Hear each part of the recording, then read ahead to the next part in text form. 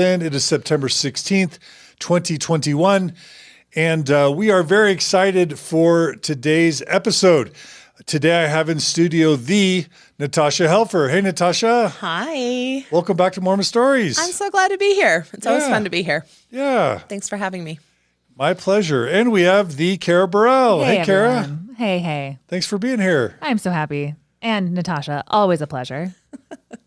I love it. Plus, I get to talk about my favorite topic. So. Which is? Sex. Do you talk about other healing? Oh, it's like I do talk about other things, but this is my favorite. It's one of my favorites too, and I haven't been in an interview with you in this setting yet. So what the heck? I'm excited to hear your thoughts and perspectives and I'm wisdom. excited to be here with you too. The Natasha Helfer in studio, everyone. All right, yeah. So we're feeling the love, and so just a quick little background. As some of you may know, we have a new series on Mormon Stories podcast called The Gift of the Mormon Faith Crisis. We want to give you maybe once a week content focused on healing and growth.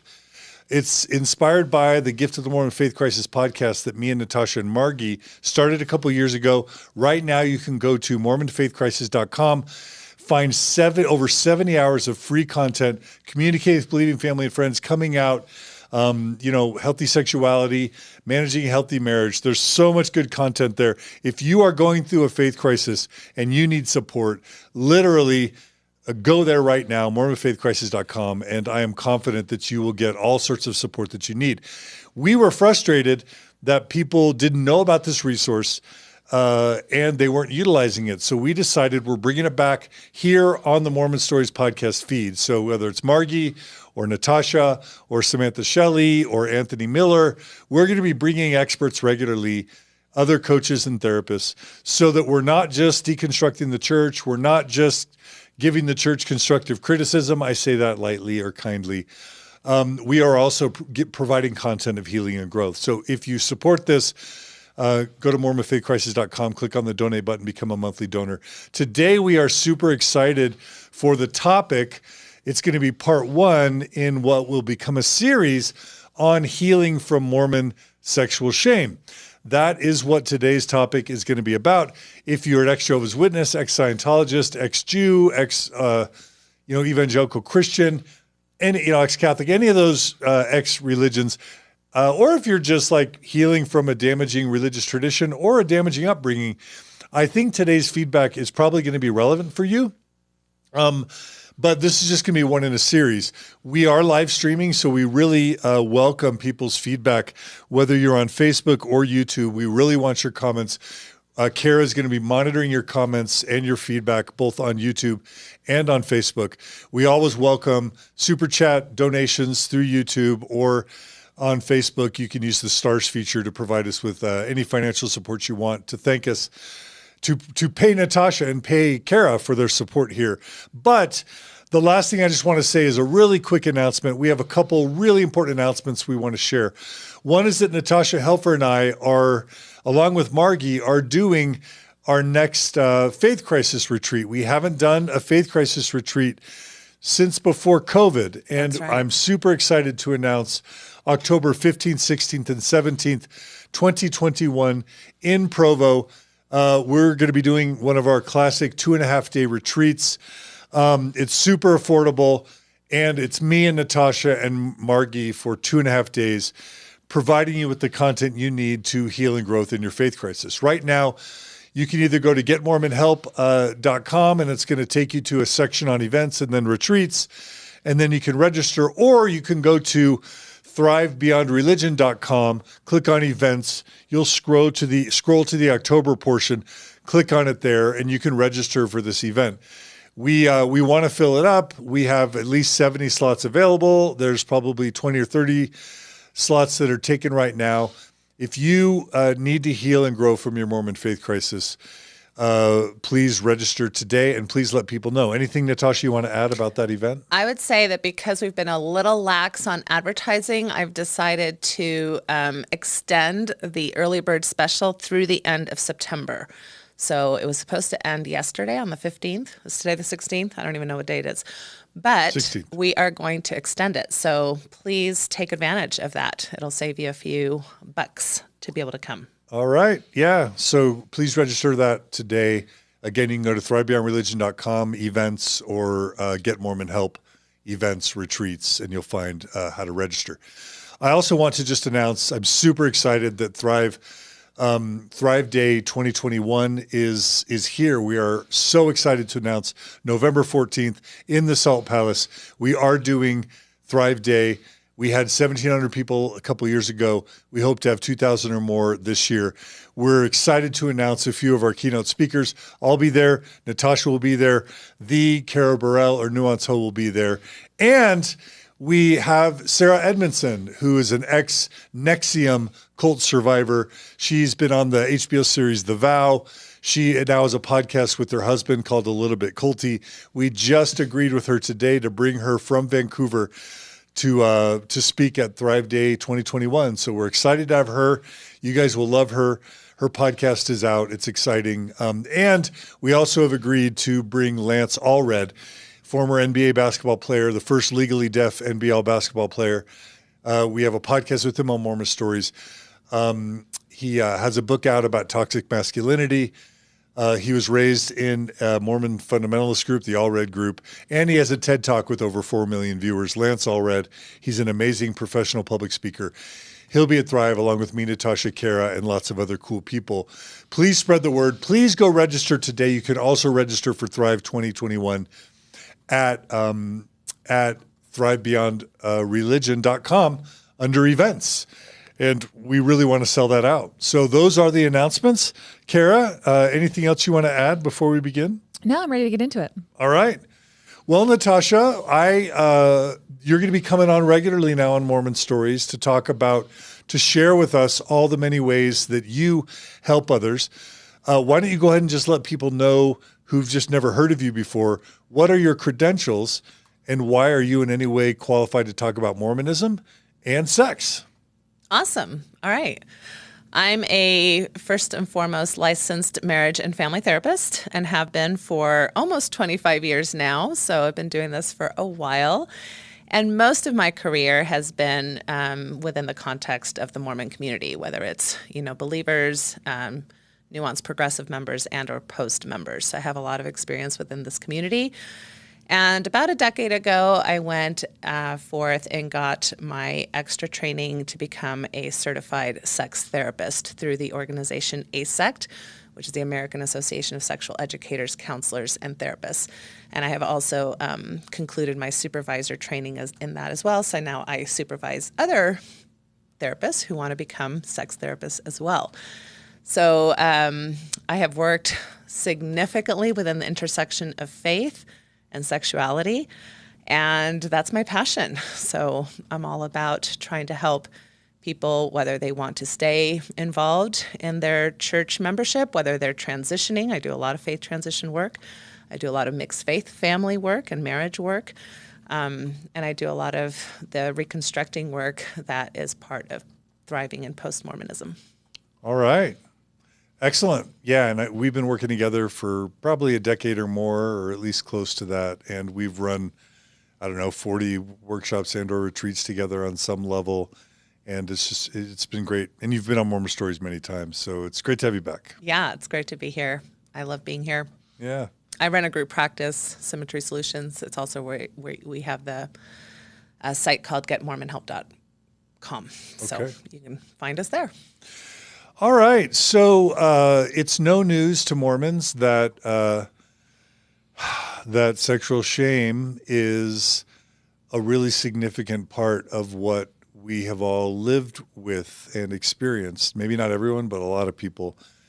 We cover almost every single long-form interview that we do on Mormon Stories. We ask about whether sexual shame was some part of our interviewees' experience growing up. And almost without question, Carrie, you can tell me if I'm wrong, almost without question, every single Mormon that we've interviewed have said that sexual shame was a part of their Mormon upbringing. And combined with that, we've almost sort of gotten to the point where we've talked about sexual shame being part of the church's, I don't want to say business model because that's a little bit cynical, but just like somehow it seems to be baked into people's relationship with Mormonism. It's not just a one-off. It's almost ubiquitous with the Mormon experience. So where would you want to begin as kind of an introduction, not just to today, but to the series? Can you paint a picture of Mormon sexual shame? Give us a kind of a framework. Okay. So, yeah, I would be willing to state maybe a somewhat bold statement that I don't know of anybody who hasn't escaped a sexual shame story, whether they're Mormon or not, here in this country of the United States of America. So I think we come from a puritanical background. Mormonism was definitely affected by puritanical beliefs. And all you need to do is take one course in kind of sexual history to understand the damaging narratives and rhetoric that has permeated pretty much almost every aspect of our society, whether it's the media, whether it's our school educational systems, whether it's religious cultures. And we as a whole, as a culture, are dealing with like what I would like to call a pandemic of sexual shame. And this affects developmental stories in sexuality. It affects people's ability to be authentic within their sexuality. It affects our definitions of what we might consider healthy sexuality and what's accepted and not accepted and how people fit into those parameters or not.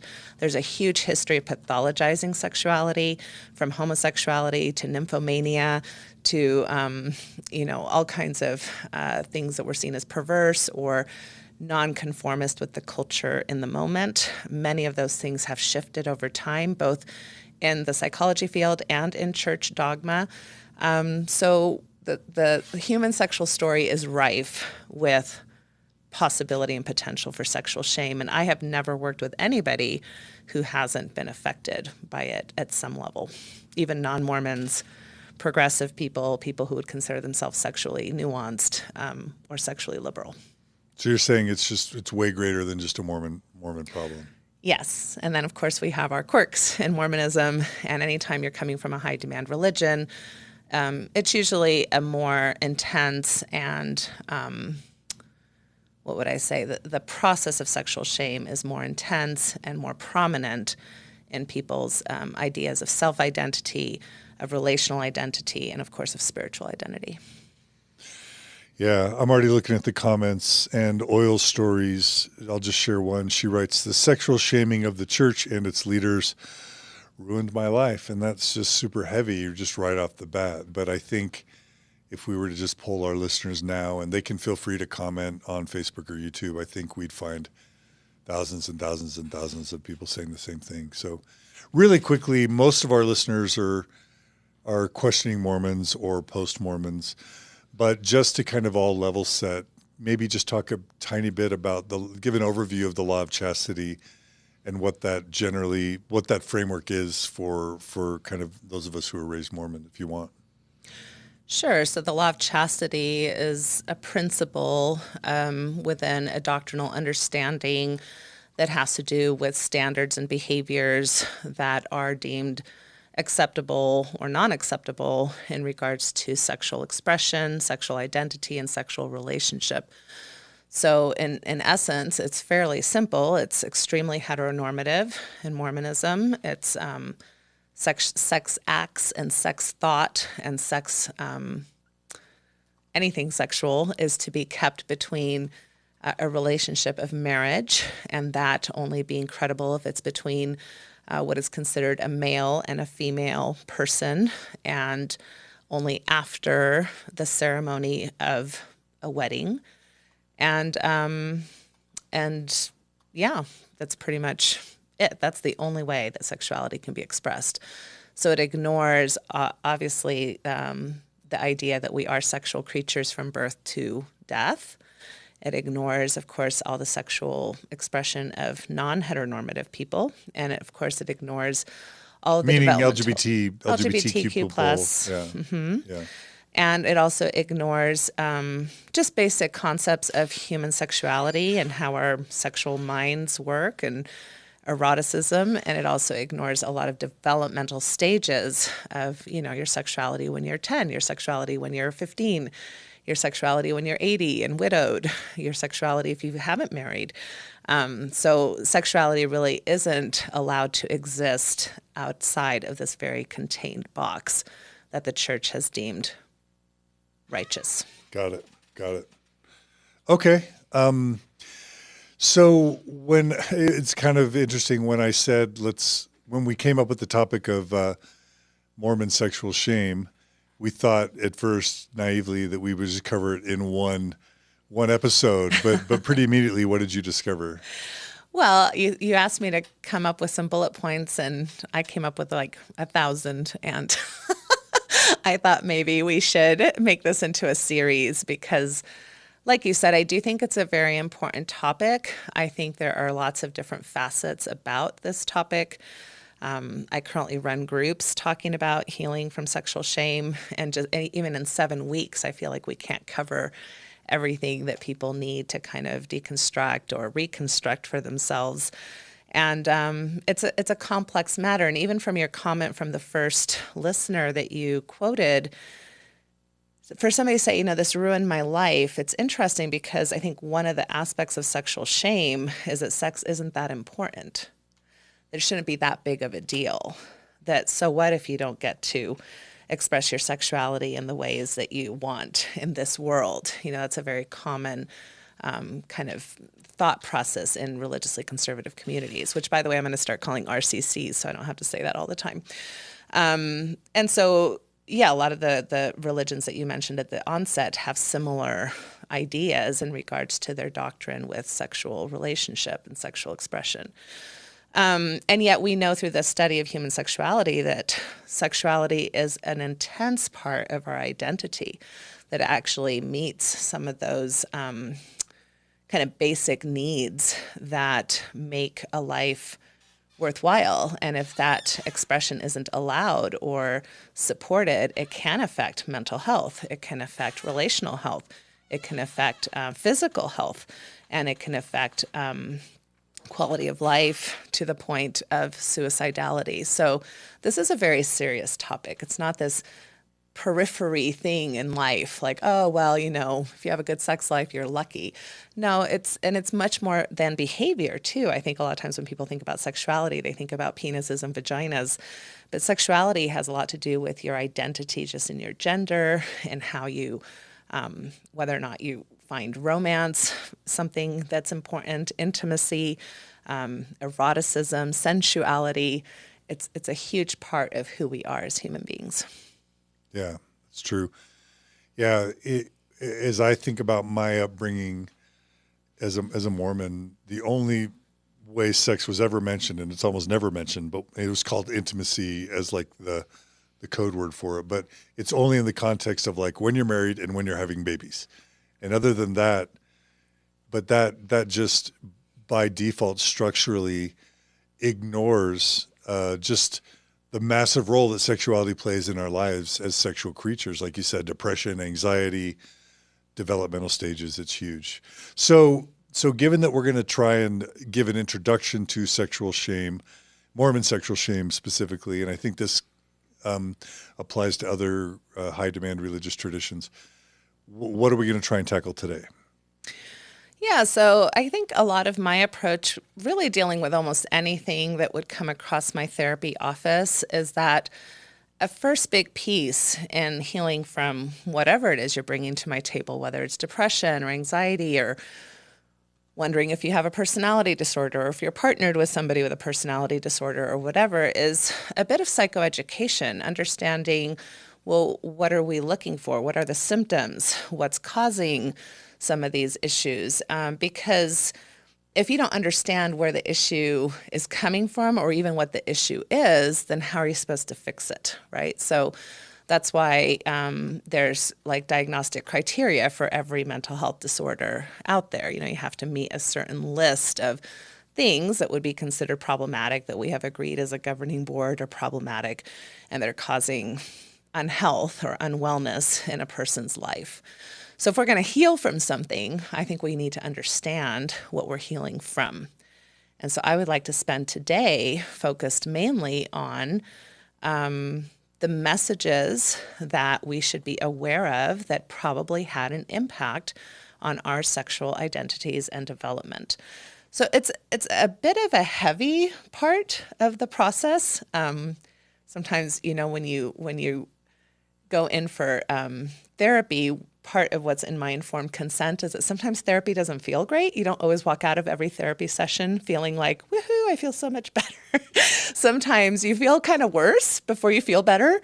Today's kind of like that. We're going to feel kind of crummy because we're going to talk about all the crumminess we were probably affected by. Absolutely. I love this comment from Jeffrey R. Holland. It's not the Jeffrey R. Holland, but it's someone who on YouTube uses the name Jeffrey R. Holland. And he writes, quote, intimacy, quote, sexual relations, right, etc. I chuckle at all the euphemisms for sex within Mormonism.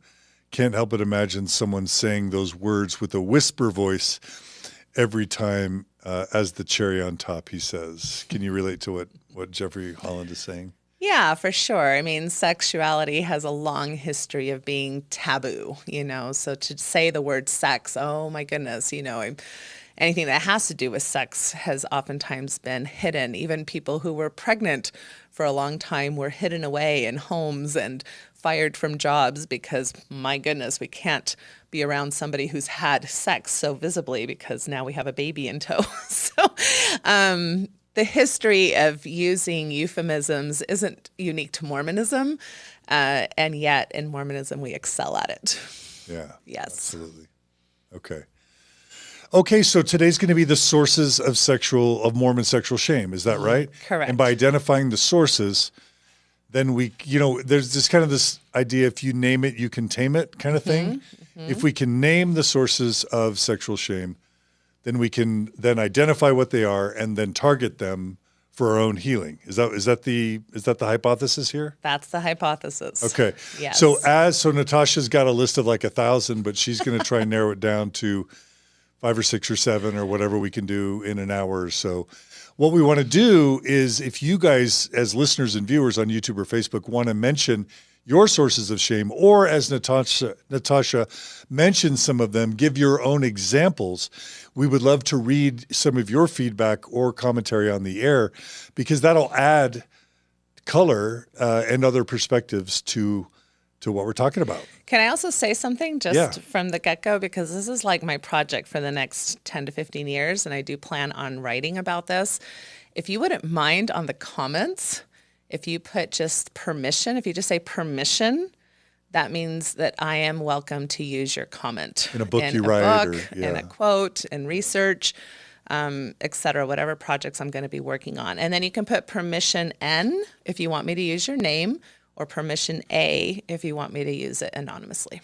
All right. And can I also just add that a couple days ago on Instagram and Facebook as well, I think, John, you reached out and you asked for people's stories that dealt with like abuse and things within the church. Absolutely. And so I just had a comment come in that said that they commented on one of your posts, sharing a story of sexual shame in the church and how the male leadership was treated better than she was treated. And so many years later, that they are still dealing with it all.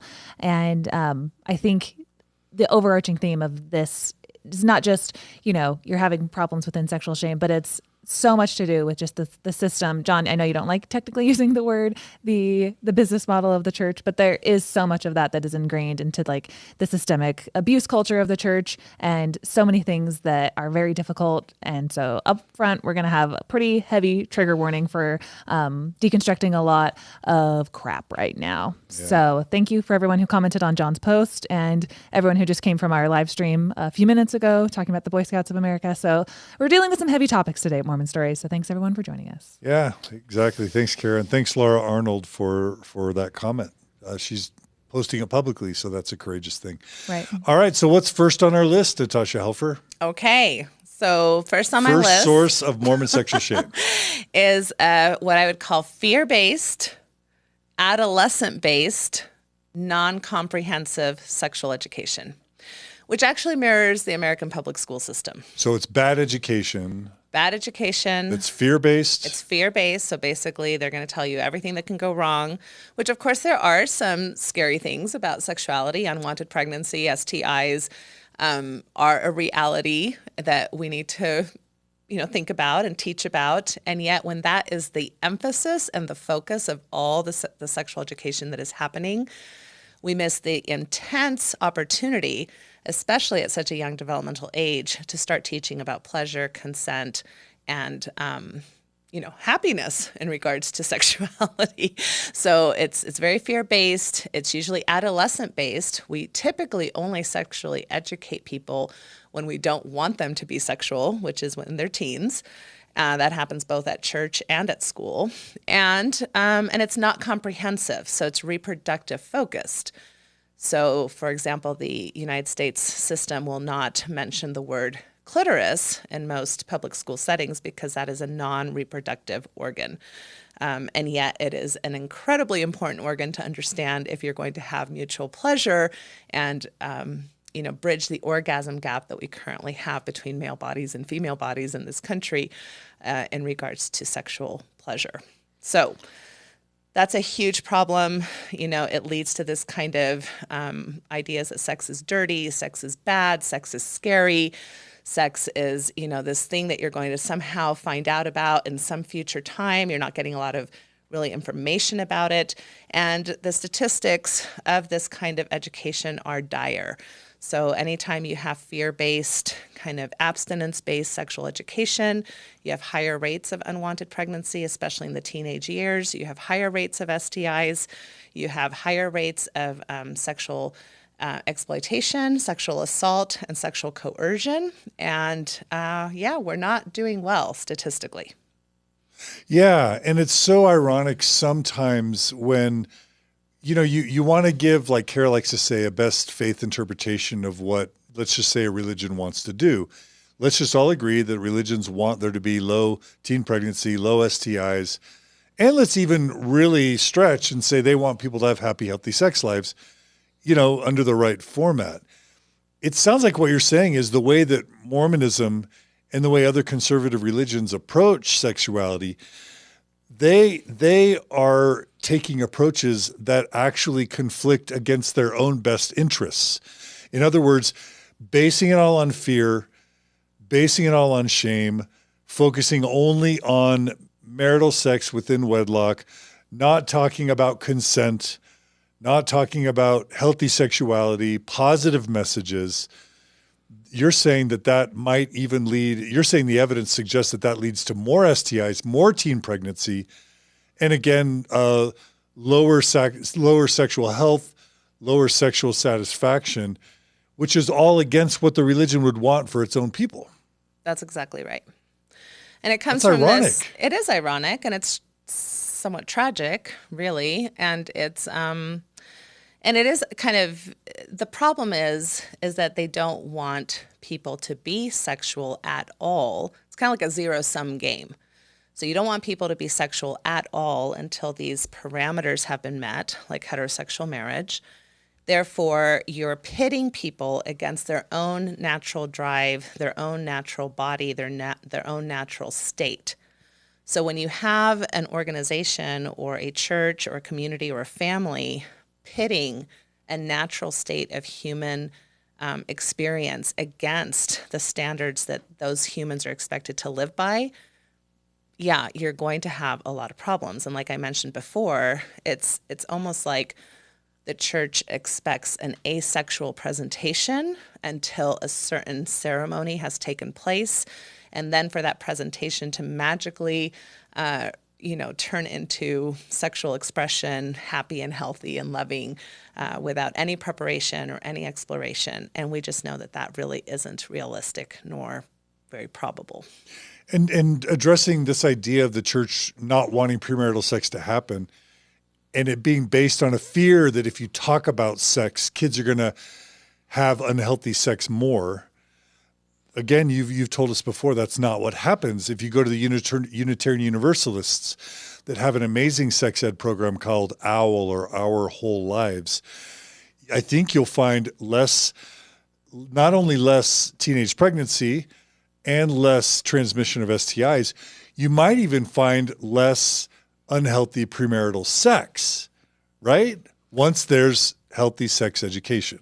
And healthier marital sex. Right. Right. And so this idea that if we talk about it, we're giving permission is a fallacy that is really upsetting. And a lot of parents feel that way. A lot of parents are very anxious about the idea that their kids could be sexual. The church is anxious, of course, about anything sexual. And also, it's not just the Unitarian Church, but even some European countries where they do have comprehensive sexual education, they're beating us on all of these statistics. However, they are not sexual. See, that's why I mentioned the zero-sum game. So they are, the youth in some of these European countries are waiting to have penis and vagina sex or penis and anus sex. They're having it at much later times of life. They are using more protective sexual measures, but they are still being sexual. They're still grinding up against each other. They're still mutually masturbating each other.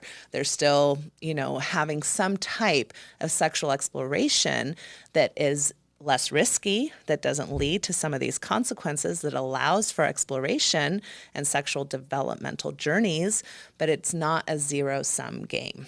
So that's what we need to face. Yes, they are avoiding some of these riskier issues, but they're not having people be sexual. And that's what we don't allow for at all. It is a zero-sum game for us. You're not allowed to be sexual at all, except for maybe holding hands, maybe some French kissing, but the whole petting thing is you're really not supposed to be touching erogenous zones. You're not supposed to be touching female breasts. You're not supposed to be touching genitalia. And European kids are doing that. Unitarian kids are doing that. And yet they're not having the types of consequences to the riskier types of sex that typically youth and religiously conservative cultures do engage in. Because I will hear sometimes people say that they did not even know how babies are made. Because if you start that conversation and then, I don't know, two teenagers in a Christian home in Nebraska start grinding up against each other and one slips in the other hole, then a baby's made. And there are some people who didn't even realize that's how, I'm a father now, I'm a mother now. I've heard stories like that, right? Where the education is so painfully bad that you can literally have the worst case scenario almost is that you become a really young parent without even realizing that that's the consequence of that action, right? Like the education is completely not even in the equation in some of these households. Yeah. And if you're not allowed to be a sexual person, you're not allowed to prepare for sexual experiences. So then you may find yourself in a situation where you're deciding in the moment to be sexual and you're not prepared. You don't have a condom. You don't have the education. You don't have the preparational skills to even advocate for yourself in that situation, whether or not you're prepared to have that experience or not. So it leads to higher levels of date rape. It leads to higher levels of coercion. And even when it is consensual, people are just unprepared to know what they're consenting to and whether or not those kinds of issues can happen. Yeah, and I'll just say I've been feeling for a long time, why doesn't the Mormon Church have a Sunday school lesson on consent for youth, for adults? How amazing would that be if they could just teach everybody about what consent is, what it isn't, what it means, how it could protect people? Just that lesson alone could prevent how many sexual assaults or rapes within Mormonism. And also, I'll never forget when I worked for MIT, the Massachusetts Institute of Technology. I'm back in Boston with a bunch of never Mormons, people from all around the world who are professors at major universities. A professor from a community college in California told me that she was counseling some Mormon youth, some female Mormon youth, let's just say Mormon young women, who joked about the fact that they would have anal sex with their boyfriends who were about to go on missions because anal sex wasn't real sex, not knowing that there are potential health implications for unprotected anal sex. But because there was no sex education, they weren't protected. And it speaks to this idea that the Mormon Church thinks that by not talking about it, you're somehow solving a problem. But by not talking about it, Mormon youth are still having sex. They're doing docking.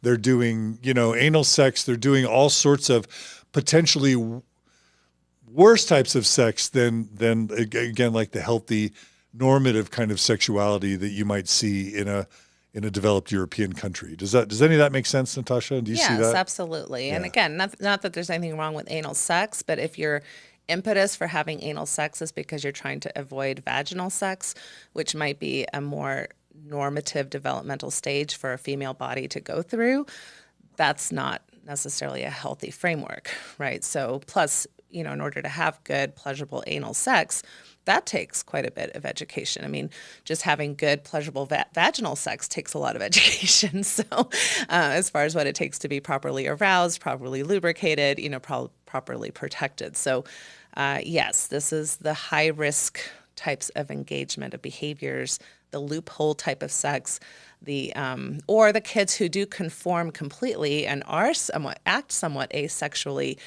shut down aspects of their sexuality, and then have a very hard time later when they are married to reawaken that potential for sexual desire and arousal.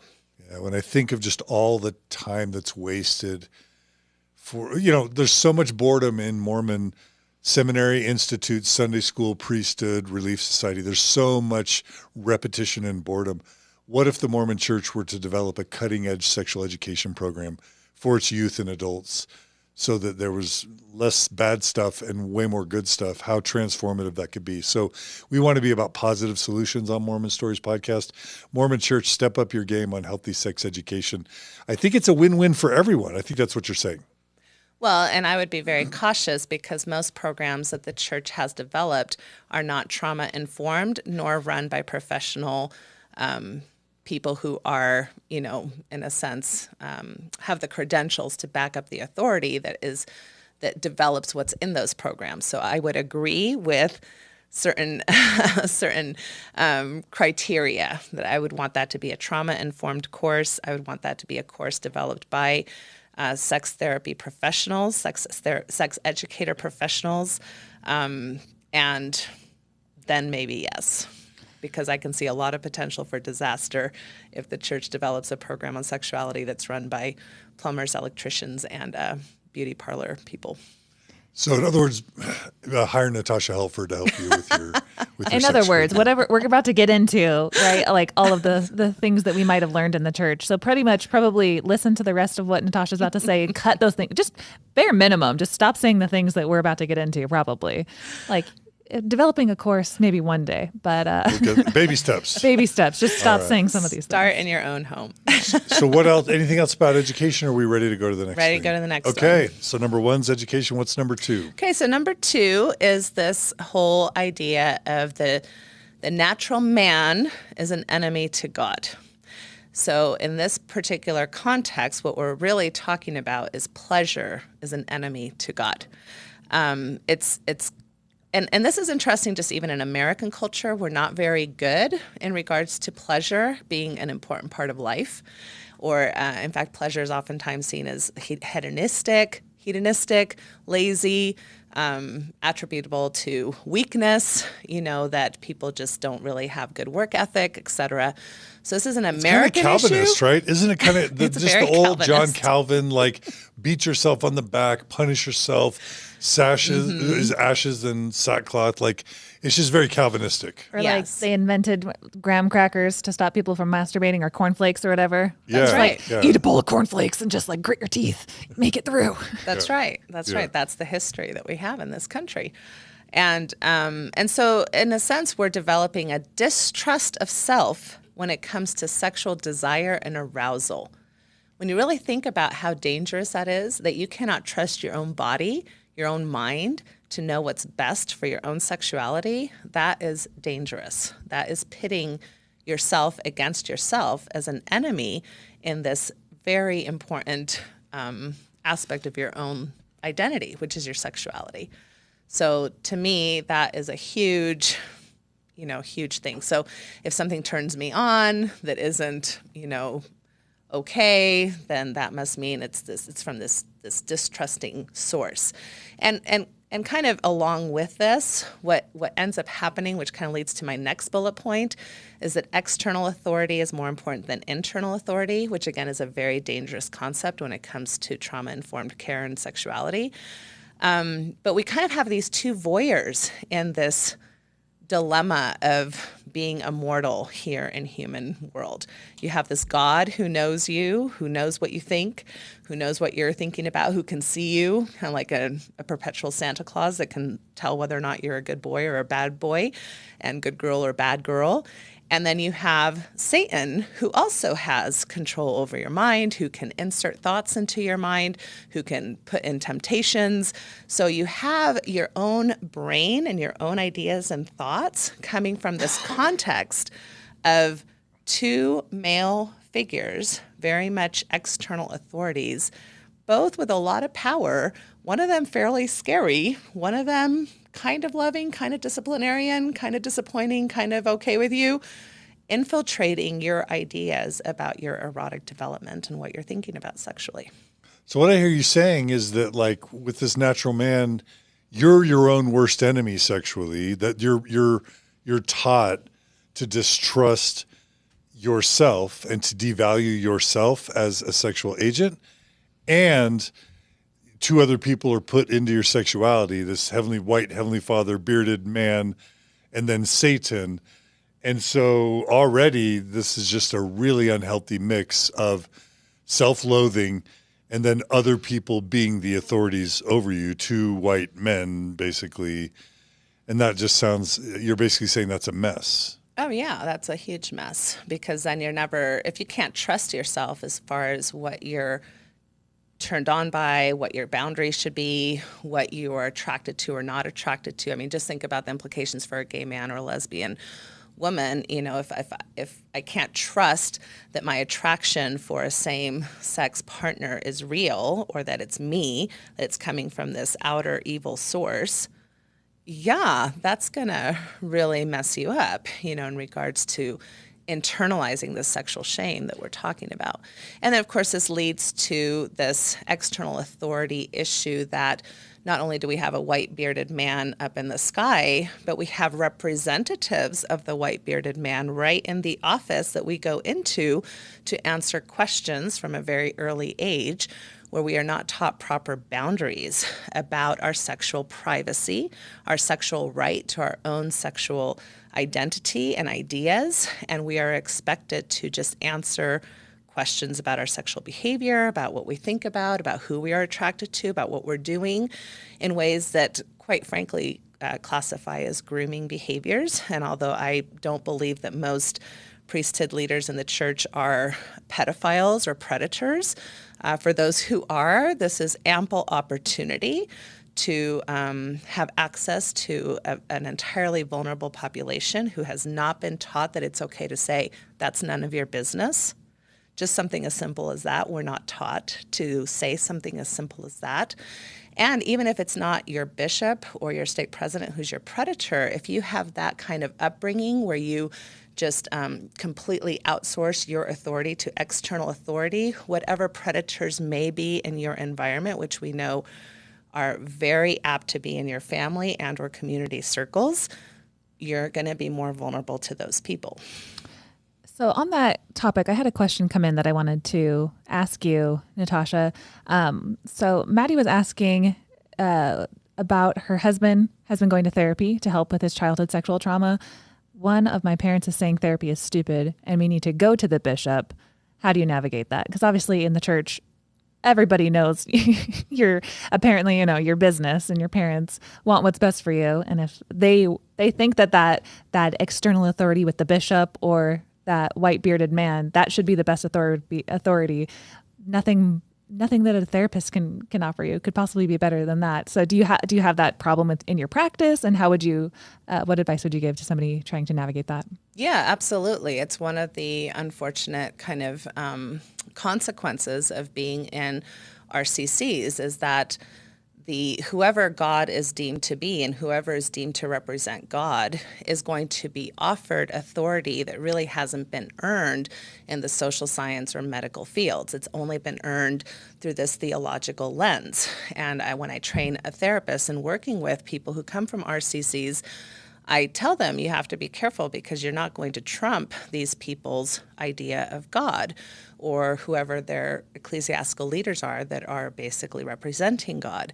So it's this dance, even in the therapy world, of trying to understand people's values and their ideas and where they're coming from, while also trying to psychoeducate on realities that are backed up by research and evidence-based work. And it is interesting, and this was a big part of kind of my own faith journey as a Mormon woman, is that my Mormonism and my professional training were in conflict with one another on numerous occasions. And that's something that's difficult to sit with, right? That cognitive dissonance that I had to sit with.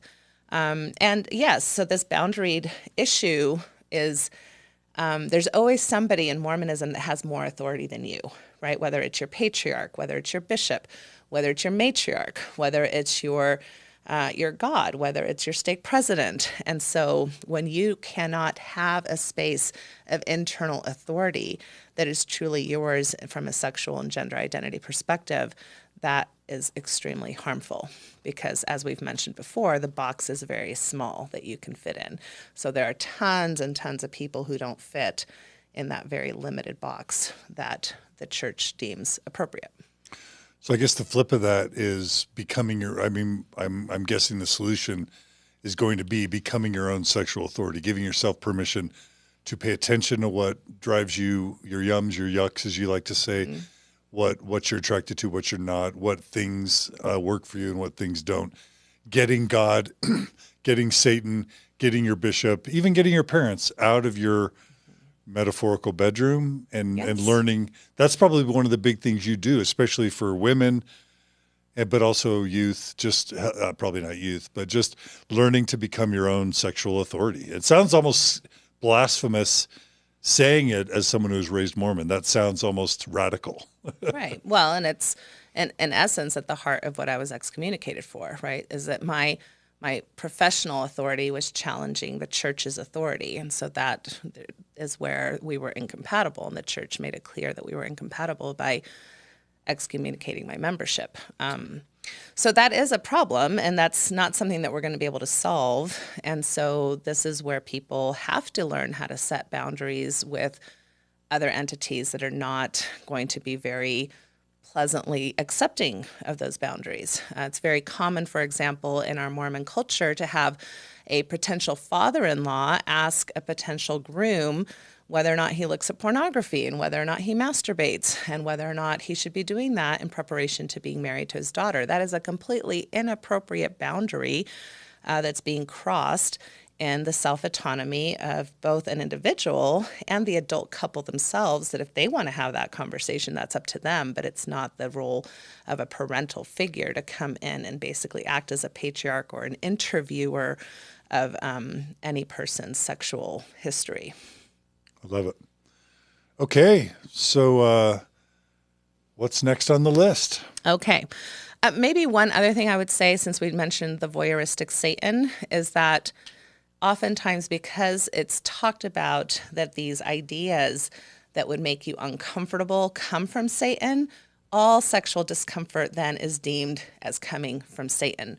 And there's no understanding that actually sexual discomfort is a normal part of sexual exploration. And I always try to bring up the example that even simple things like your first kiss, your first French kiss, even maybe the first time you had righteous marital sex, they were probably uncomfortable because they were new and they were novel. You hadn't ever done them before. And so discomfort is actually a very normal part of sexual exploration.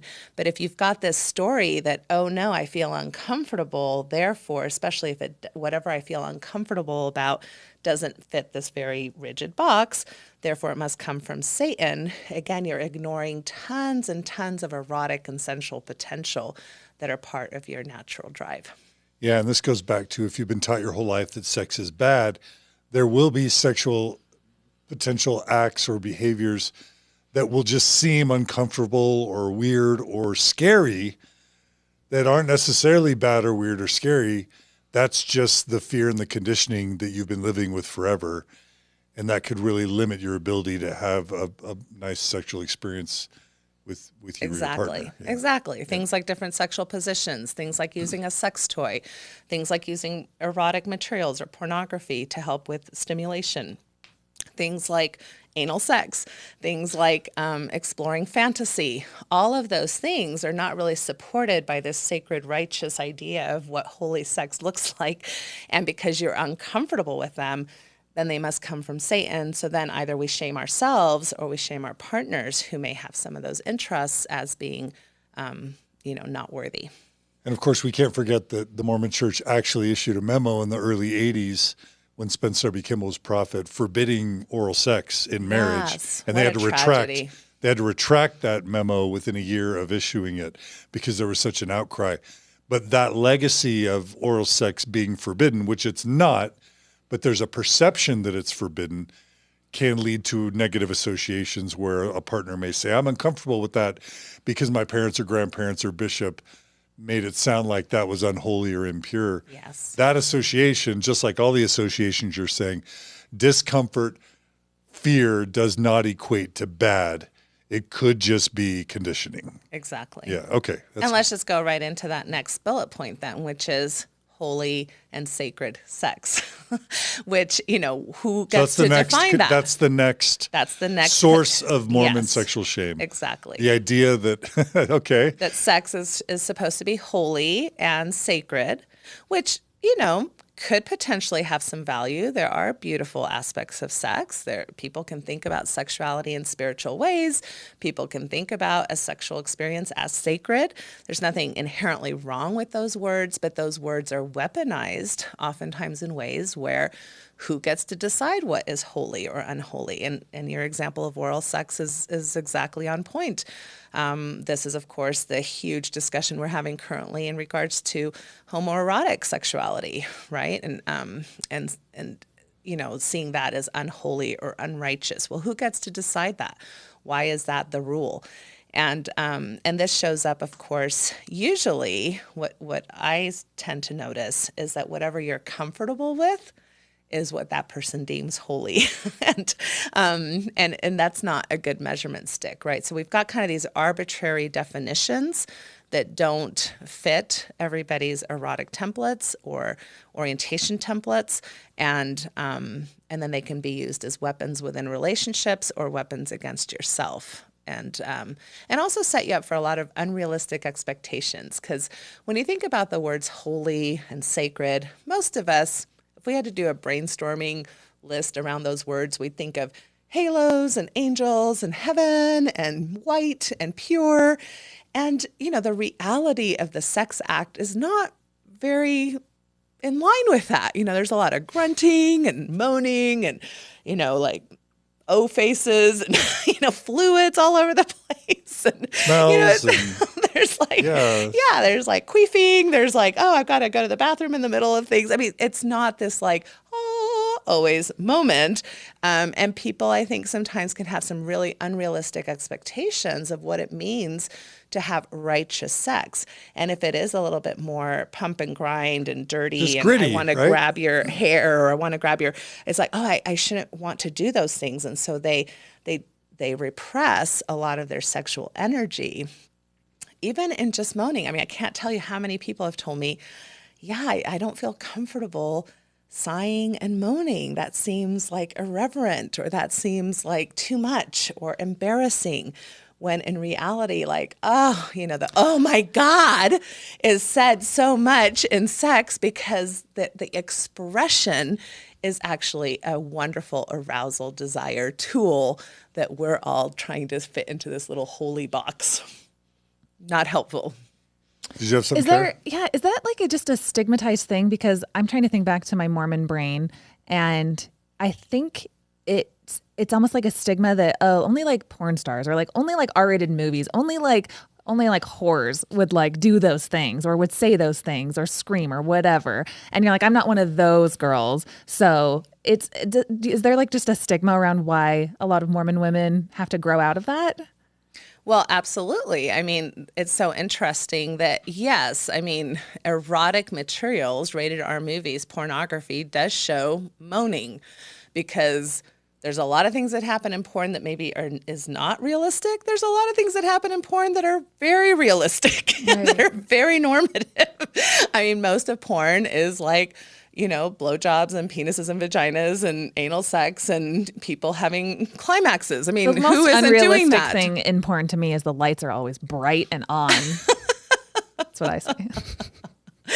Yeah. So, of course. And so then if you see that the only people who have permission for those erotic types of aspects of humanity are sluts, whores, porn stars, sex workers, all of these terms that we use to denigrate certain types of people and even professions, you're going to have a lot of limits imposed upon you because I'm not that kind of girl, which is, the huge purity culture movement, that, I don't want to be pornified. I don't want to be objectified, when in reality, those are very normal aspects of having a good sex life. In a sense, an orgasm is using the same part of your brain that a sneeze is. So when you try to contain a sneeze and be quiet with your sneeze, usually it's not as satisfying, and usually it causes other issues like, oh, now I have to cough because I tried to contain my sneeze. But a good achoo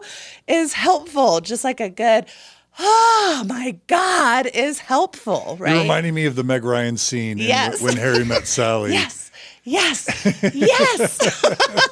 That is good one. very normal. Hair. You're like the redheaded version of it.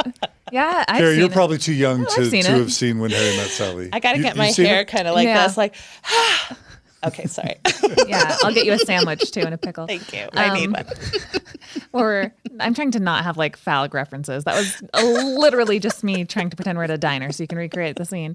Yeah, I've seen that scene, John. I can admit to it. I've gone down the dark holes of the internet and I have watched that scene. Yes, indeed. I'll just say in seriousness, Natasha, just to kind of echo what you're saying, and this is personal disclosure a tiny bit, I never realized how turned on I am by my sexual partner making noise. I was about to ask that. I was like, because don't men want to hear that? I don't know. For me, I found that, and I don't, I'm just, let's be vulnerable. We need to learn to not be afraid to talk about sex and healthy sexuality. I am turned on when I feel like my partner is turned on by me. And if my partner is quiet and muffling and suppressing those feelings, she's probably, like you said, she's probably not enjoying it as she naturally would, like the sneeze. But then I'm also not enjoying it as much because I don't feel like she's at all into it with me. And so, this idea of, priesthood, sacred temple sex really probably is doing a lot of carnage in Mormon marriages and relationships. Absolutely. And that's not a male or female thing. That's a people thing. I mean, having stimulus, having that snowball effect that pleasure begets pleasure, right? Like it's like gift giving. If you give a gift and somebody's like, oh my goodness, I love it, you feel good. It makes you, so it's this reciprocal, cyclical part of desire that's very natural. So we want to hear the sighs, the moans, the dirty talk, the sweet talk, the romantic talk, whatever those styles are of yours. That's part of the sexual expression that is so important and successful, satisfactory, mutual pleasured sexual experience. Yeah, love it. So, you're smiling, Carrie. Anything else you want to say? I am being so... You're using self-restraint. You want to make 1,000 sex jokes. So many jokes. I am trying so hard to be restrained right now. Okay, I'll say the joke that's on my mind. You're like, Natasha's like, that's like a gift that you want to give to your partner. And I'm just thinking about my neighbors are like, thanks for the gift, Karen, Aaron. Appreciate that. We can hear you from over here. Anyway.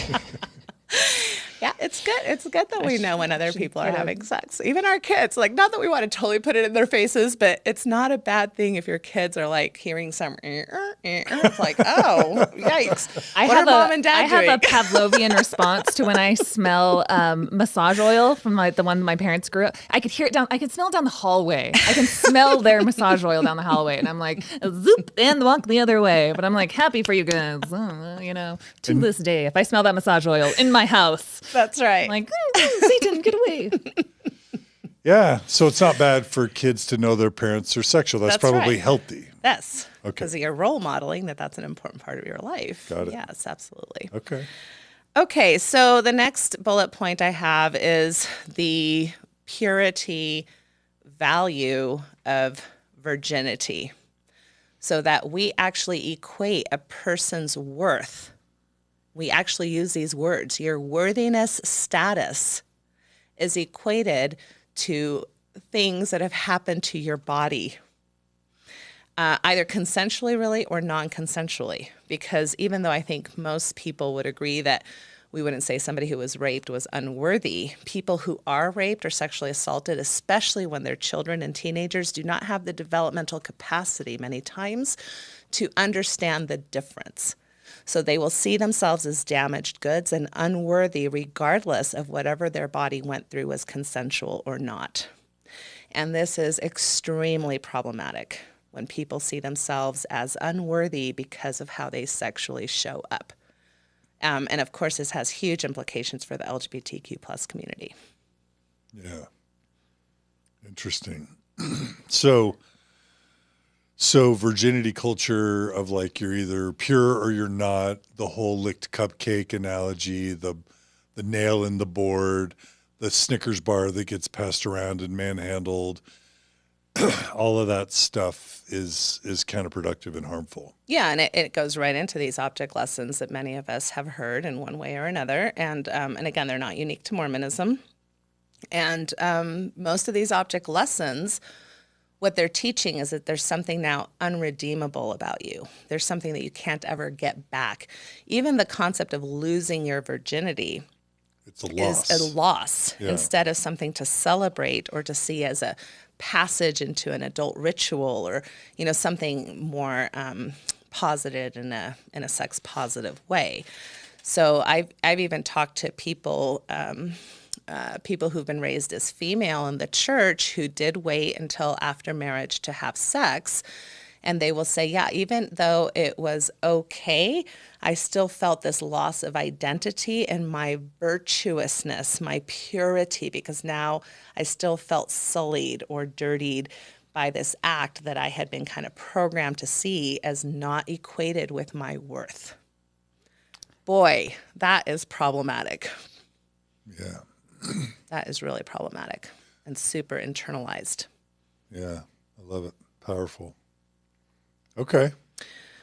So we got to get rid of that Yeah. virginity culture altogether. Yeah. And going along with that, again, people who are raised as girls or women definitely are pitted kind of in this Madonna whore complex. It's a lot of either ors. Either you're too sexy, too sensual, too provocative, or, you're kind of this virginous, submissive, lovely, quiet, reverend Madonna. And so we have our own kind of implications of this in Mormonism, and both are very limiting narratives of what a female caricature is, and also interrupts a lot of female eroticism and fantasy about themselves and how they can show up. Back to that. Oh, if I show up in this way, I'm too sexual. I'm too slutty. I'm the vixen. Versus, this kind of pure model that really isn't very sexual at all. In fact, the whole idea of the Madonna is that somehow she turned into a mother without even having to have sex, right? So it's an impossible kind of role model that we can't ever even live up to. That has higher implications in evangelical culture than Mormonism, but it still permeates our culture at large and permeates Mormonism as well. So this idea...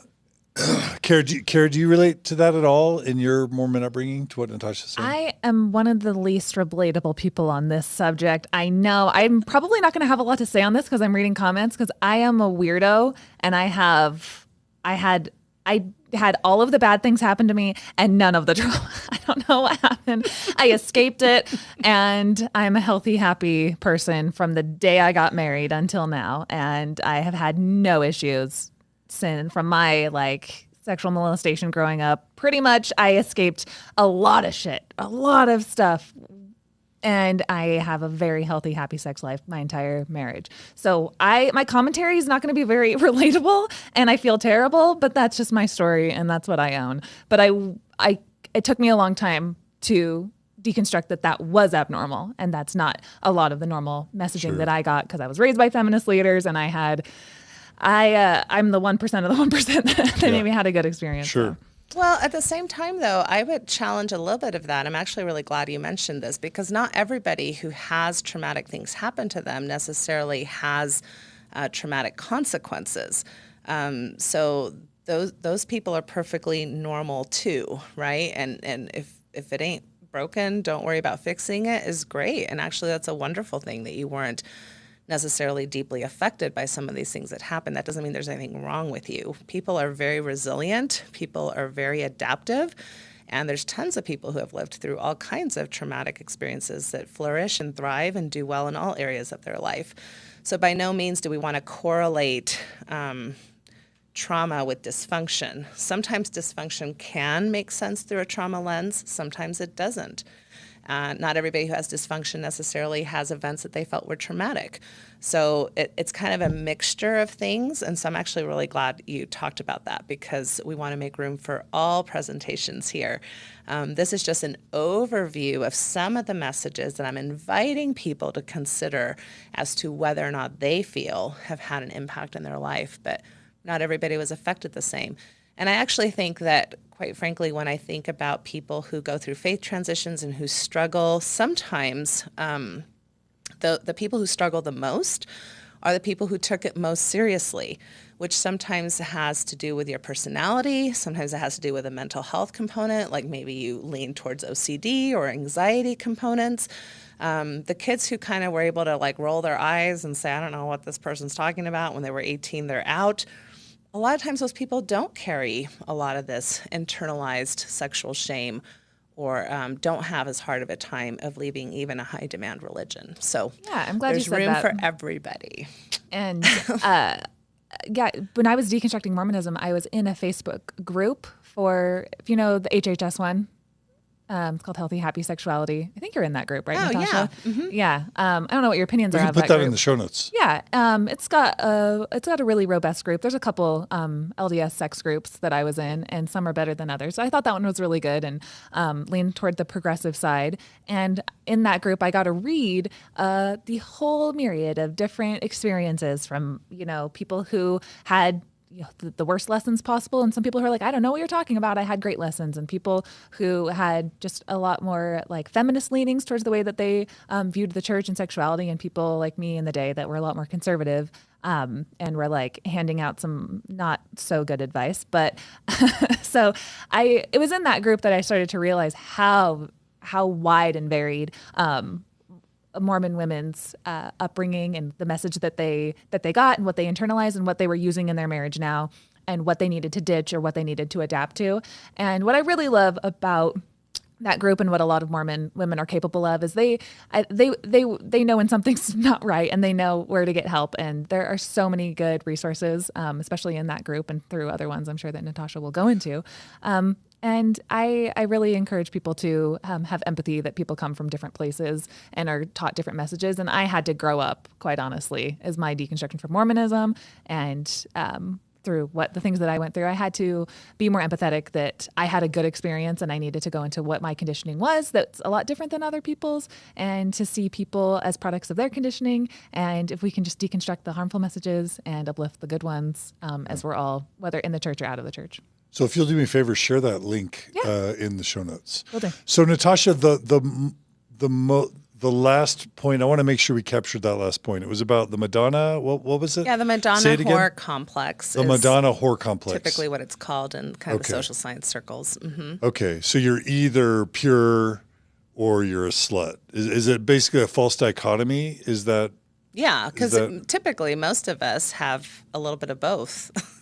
Within ourselves. We're all whores, we're all Madonnas, right? Yeah, we all have kind of aspects of ourselves that are more kind of, what would be considered clean cut or traditional, and the aspects of us that are erotic and more sensual, and the more flexibility we have within those different components of ourselves better. Anytime you have a polarized idea that it's an either or. Yeah. More limitations there will be. So the idea is let's allow that we can be all the things. We can be whores, we can be Madonnas, we can be studs, we can be passive, submissive. Allow for a fluidity of, let's just say, sexual expressions or identities. Yes. And that will allow for just better experiences overall. Yeah. And the Madonna complex also comes with the motherhood complex. That somehow, if you're a mother, that somehow desexualizes you, that somehow that becomes a matron type of space, that you're now responsible for small children. So the idea that you could be sensual and a mother aren't very correlated, both in Mormonism and in our overall culture. I remember when Demi Moore went on some, I don't know if it was Vogue or Cosmo or something, kind of nude when she was pregnant. It was a very kind of, what would be considered maybe today a somewhat okay picture to take. It was a huge dilemma. Yeah, I drama, remember that because she was nude, but naked, she was but pregnant. Sexualizing her baby. She was, non-consensually exposing her baby to sexual ideas. I mean, there was just a lot of that shaming, primarily coming from other women, because as women, we're taught to micromanage each other's sexuality. So, love it. Yeah. So going back to, so maybe if you were raised as a male, there is kind of that stud/weak kind of dichotomy. So on the one hand, you're expected to kind of be the one who's the aggressor, the initiator, the one who asks the person to get married, the one who initiates sex, the one who's going to turn on the female body, right? And kind of this heteronormative story. Like Fabio in the Harlequin romances. He's going to come and you're in. Gonna be rough. And I remember James Bond. Like I thought it'd be fun to show a James Bond movie to my daughter Clara. So we picked Goldfinger, and there was a character named Pussy Galore. And that's another story. But there's this moment in the James Bond movie where he just like grabs the girl and kisses her, pushes her up against the wall and kisses her. And I guess in the early 60s, that was okay.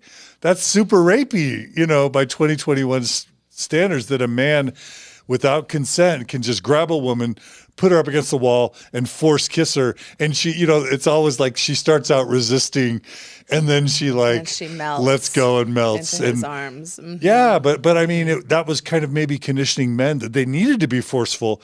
And that's what it was to be a man. And it's also conditioning women that they can't want sex too much. They've got to resist it because otherwise they would be too hoary. And so they've got to resist it. I don't really want it, but then of course I do. So yeah, the messages for consent and this disaster of, patriarchal kinds of roles with sexuality is a mess.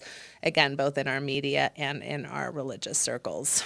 I'm famous on this podcast for mentioning my role play. So Google consensual non-consent, everyone. That's all I have to say about that. Let's add a link on that in the show notes. I'll bring some links. I'll drop some links. Just kidding. So the other side of the people who are raised as men is that they're weak. That if they see your porn shoulders or if they are, somewhat provoked sexually by some presence, that, oh my goodness, I can't control myself. I can't, I'm just going to fall into this temptress's lair and somehow not have any control over my sexuality. And both the Madonna whore complex and also the stud weakling complex lead to what I call rape culture and modesty rhetoric and how we micromanage, in particular, female bodies and their clothing to, in essence, follow through with this idea that Eve tempted mankind. And people should know that that comes not from the Mormon story of Eve, but the typical Christian story of Eve, the evangelical doctrine that Eve ruined it for mankind. Their doctrine, evangelical Christianity, believes that we should have all actually stayed in the Garden of Eden and that we would have all had this wonderful experience there. And so a woman basically was the downfall of humankind. So that's where that all kind of originates from. And of course, this modesty rhetoric makes it into our legal system, it makes it into our cultural systems, it makes it into our media systems where female bodies are responsible for male sexual accountability. And that leads to this horrific kind of rape culture mentality that affects, to this day, it affects what happens in legal courts. All right. This is good. All right. This is good so Okay. far. I'm loving this. Thanks, Natasha. And Kara, it's great to have you as well. I'm going to stop talking. I feel like I'm going to regret everything when I'm done. I'm gonna No, listen to this people back. love you. We all know that people love Kara, so that's just We reality. regret nothing. Nasha's over here just like oversharing. John's over here talking about like, I love when, and I'm like, what else can I share? And I'm like, let's share less actually, Kara. Let's actually reflect and shut up. Okay, sorry, continue. All right, Natasha, what's All next? right. So the next thing I want to talk about is how we sinify is what I would consider normal human behavior.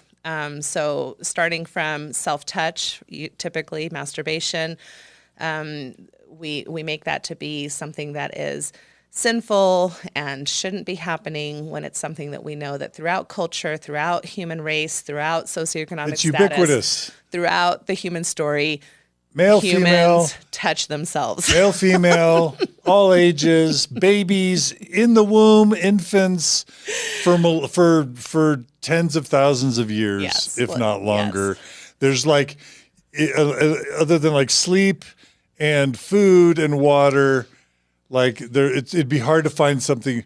Masturbation is even more ubiquitous than sex itself.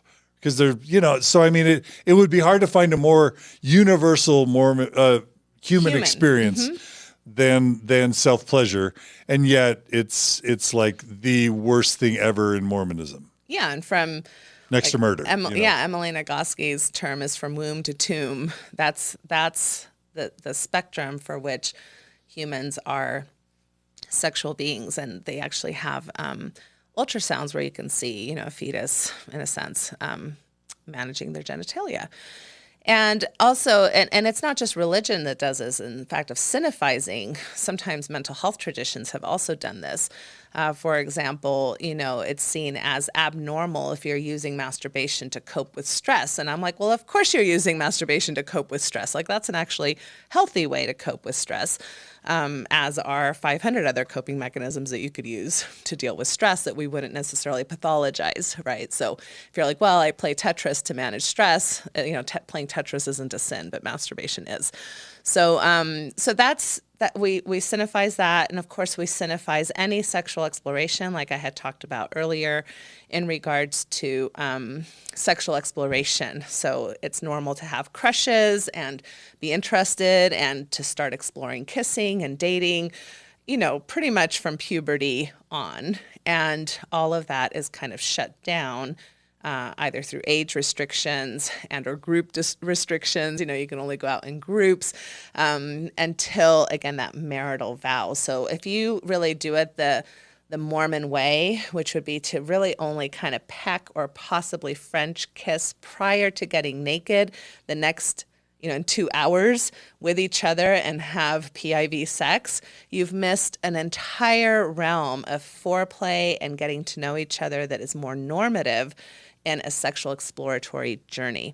And we really rob our youth and our young adults from those kinds of experiences. So we sinify that. We sinify, of course, being turned on by erotic materials. We sinify fantasy because, by the thoughts you will be condemned. We sinify being attracted to people other than our spouse. We sinify all kinds of normative human sexual expressions. And, a lot of the things that are normative don't fall in line with kind of standards of RCCs. Again, religiously conservative communities. Yeah. Or I like to say high demand religions. Yes. We try and avoid saying the word cult on this program. Okay. So that's a problem. I think also we need to think about. Well, by the way, yes. Tell me if it's true. This comes up a lot in sexual dysfunction within marriages. There's all this focus on because it's nothing unless you're having the actual penis and vagina sex that leads to hopefully an orgasm as soon as possible, usually just for the man. There can be a lot of pressure associated with that always being the goal or the thing you're driving towards, no pun intended. And as I understand it, sexual dysfunction, when there's too much of a focus on orgasm or climax, that can lead to sexual dysfunction. Whereas if you're willing to just lie there together and touch each other and be sensual without necessarily driving towards that obvious ultimate conclusion, that can make it so that can aid in better sexual health and sometimes less sexual dysfunction. Am I getting that right? I'm kind of speaking clumsily. No, this isn't I my think area. Yeah, that's correct. I mean, probably the top two things I'm doing in sex therapy is trying to diversify what we consider successful sex. So instead of, like you're saying, orgasm, erection, lubrication, and or PIV, penis and vagina sex, we want to consider sex much wider than that. It's beautiful. I love that. Yeah, things that are considered foreplay. Dr. Mintz, who wrote Becoming Clitorate, she's like, that's not foreplay, that's outer sex. There's intercourse and there's outer course, and they're all sex. So forget this idea that the foreplay, I guess we have to spend 10 minutes on foreplay before we get to the real thing, which is the penis entering the vagina in a heteronormative marriage. That no, everything that's happening is part of sex. And lesbians are having the best sex and there's no penises involved. So this idea that somehow a penis entering a vagina is sex is something that I think we all want to get away from. That's a type of sex. That's intercourse. And there's 500 other ways to be sexual. And you can have sexual satisfaction without necessarily reaching orgasm. Although most people do want to reach orgasm, and you want to prioritize that but not pressurize it, because then you fall into performance anxiety issues. And you also want to redefine what's considered sexy. So, the media, for example, really says you have to look a certain way, you have to be a certain age, you have to be you have to present in a certain way to be deemed sexy. We want to really diversify that as well. So we're diversifying sexy and we're diversifying sex in basic sex therapy. And it just gives people more options. More fun, more enjoyment. More ability to see themselves as successful instead of, again, limiting themselves into either church boxes or media boxes. That's so big. I'll tell my husband tonight that we high-fived earlier today, and that was a success. I'm redefining. We've diversified. We had skin-to-skin contact, baby. All right. Natasha Helfer told me. We've diversified. That's right. I do want to touch really fast, too, back on kind of male and female gender roles, because in Mormonism, we do have such a focus on traditional gender roles. Is this the next point? That's a very... So traditional gender roles. Gender roles and stereotypes. Are you saying that hasn't been good for us? That has not been good for us. Why is that? How is that? Well, because you, again, limit people, right? So a high libido female may not feel comfortable initiating because ladies don't initiate. Ladies aren't aggressive, right? These are kind of some of the messages that we've grown up with. You may have a low libido male body who is feeling detrimental about himself because I'm supposed to want sex all the time, but I don't. And what does that mean about me? And more shame, right? A lot of shame. And so again, it just limits people and it polarizes people because, again, most of us have what would be considered stereotypical feminine traits and masculine traits. And we like to kind of gender bend, in a sense, if you want to call it that, in regards to our own presentation. Sometimes I like to feel aggressive and domineering, and sometimes I do like to play the submissive, take me role. Those are all stereotypes about what we have deemed to mean feminine or masculine, when in a reality it's just a huge, diverse human spectrum. So limiting those, roles and what it means to be a woman, a comforter, a caretaker, a quiet, a kind, a loving person. Well, what if I want to say, fuck me now and take me and I'm going to whip your ass? Well, that doesn't really fit with my role as a female embodied person, right? Yeah. Yeah. All right. The patriarchy fails us again. Patriarchy fails us again. Yes. So yeah. And maybe in other episodes we can talk about the antidote to all of these. But yeah, for sure. For sure. I think the resistance of divorce is a message that is problematic for sexual lives. So because a lot of people, not everybody, and I want to be very careful because I think especially in post-Mormonism, we like to have this story that we married too young, we married when we were stupid, therefore my current marriage is not the marriage I would have had. And I think it's much more complex than that. And at times that's true. So sometimes we do marry sexually incompatible people, but the church doesn't really allow for that to be a good enough reason to not spend your life with somebody in a romantic partnered marriage that oftentimes becomes asexual and ignores the needs of either one or both people within that relationship.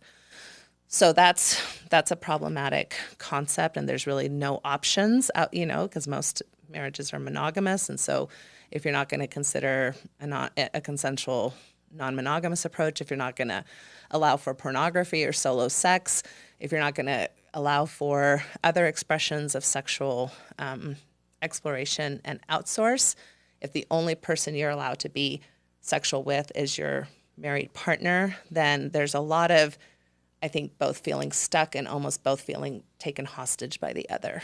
And that relates to a lot of these issues of ownership. I think we get a lot of messages in RCCs where it's like your sexuality really is owned by your partner. So if your partner is uncomfortable with your sexuality, you've got to somehow tamper it down, or you've got to shift it or change it. Or just spouses, and oftentimes it's females that feel like they have to police their husbands. Did you masturbate? When did you masturbate? Did you look at porn? How often?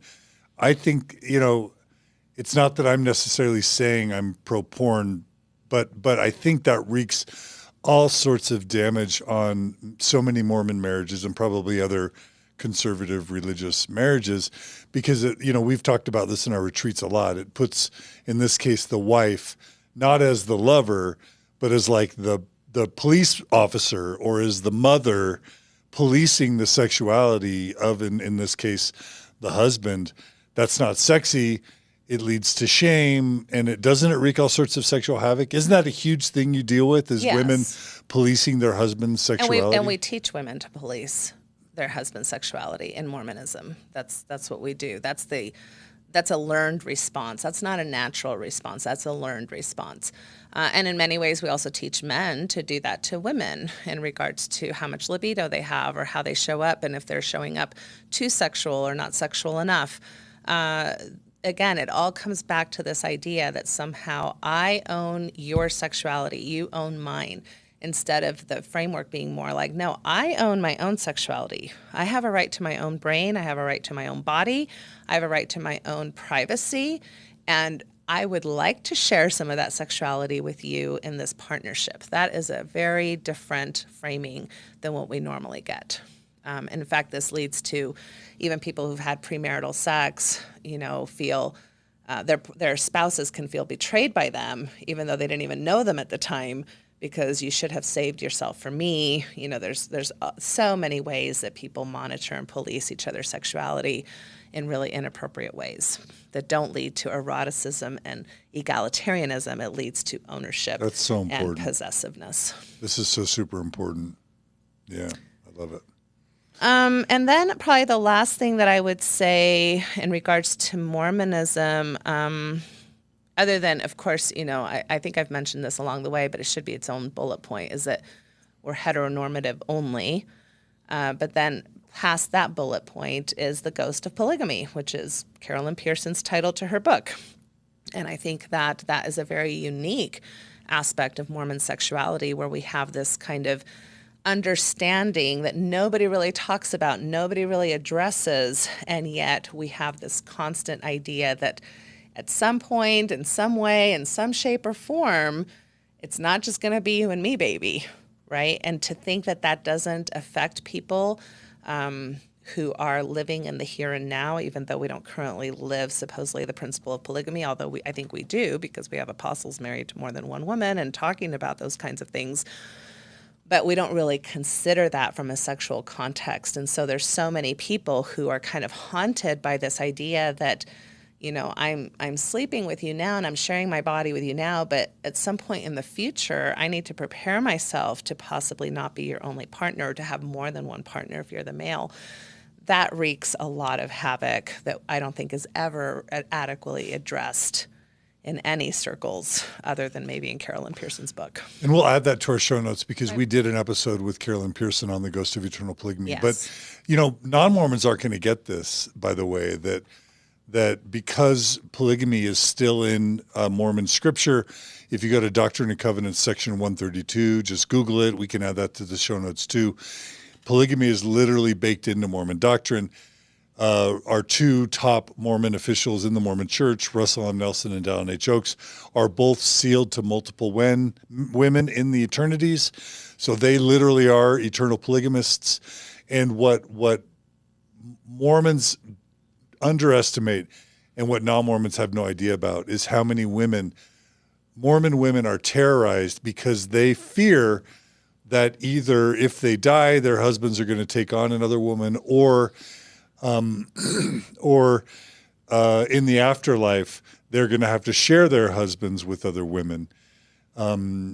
It's terrifying, and so it can lead to massive amounts of let's just say anger, or frustration, or resentment with Mormon women against their male husbands, and sometimes even sexual dysfunction as this gets into the brains of Mormon women. And it just sounds almost like fiction, but this is reality. Yes, it's real. It's anything that it's like self-fulfilling prophecies. Anything that you believe to be real or potentially real will be affecting, your capacity to think through some of these matters, for sure. Carrie, you were nodding. And when I think back to my Mormon brain and the way that I thought of it, it's never a good framework to be in a system where you know that at some point something sexually is going to be asked of you that for sure you're not going to want to do. And that's what I think is the most unhealthy part that I can identify in my brain growing up, is that while I love my husband, at some point, if I want to reach it to the highest level of the celestial kingdom, I'm going to have to agree to something that is disgusting to me, that I can't believe I'm going to, because while we want to talk about coercion in Joseph Smith's day, there's still coercion because you can't reach the highest level of the celestial kingdom without becoming, a polygamous wife to my now earthly husband. And just, that is a real mind F, that this church that I love and that I get this spiritual fulfillment from, but it's going to ask me to do something where I'm going to have to share my husband sexually and maybe some other things that I don't know what else God has in plan for me, but I need to have faith and worship this God that is going to ask these really uncomfortable things from me. That just sets you up, like Natasha was saying, to not owning your sexuality. It's owned by the church that I was born into from the moment I was a baby. Like, this is the system I was born into. Yeah. And if I could, thank you, Karen. If I could just summarize, read D&C 132. It is still Mormon doctrine that women possibly, if not likely, will be sharing their husbands sexually in the afterlife. Because in Mormonism, the whole purpose of coming to this earth is to obey the commandments so that you can die, be exalted, go to the highest degree of the celestial kingdom, become gods and goddesses, such that you can then go create your own worlds. And Mormons are taught that our spirits are created spiritually by our Father and mothers in heaven before those spirits ever come down to inhabit physical bodies on earth. And so this is Mormon doctrine. It sounds almost like Scientology, South Park mocked sci-fi, but it is all part of Mormonism, that once we become exalted gods and goddesses with single male God and likely multiple female gods, there will be lots of celestial sex happening to literally create, because in Mormonism, our bodies are literally resurrected fully into our exalted states as eventually Mormon deity. We'll be using our sexual reproductive body parts as Mormons to create the spirit children. This sounds scientific. This sounds like science fiction. Sounds like scientific, yes. It sounds scientific. It also sounds like science fiction. There are going to be progressive and liberal Mormons that are like, that's not Mormon doctrine. That's not what the Mormon teaches. Tell me if I'm wrong. Tell me if this is not what everyone who's grown up Mormon learns and believes, that there will be endless celestial sex between male Mormon God and his multiple wives that's going to produce all the spirit children that then will populate the worlds that we all govern as Mormon deity. Am I making this up?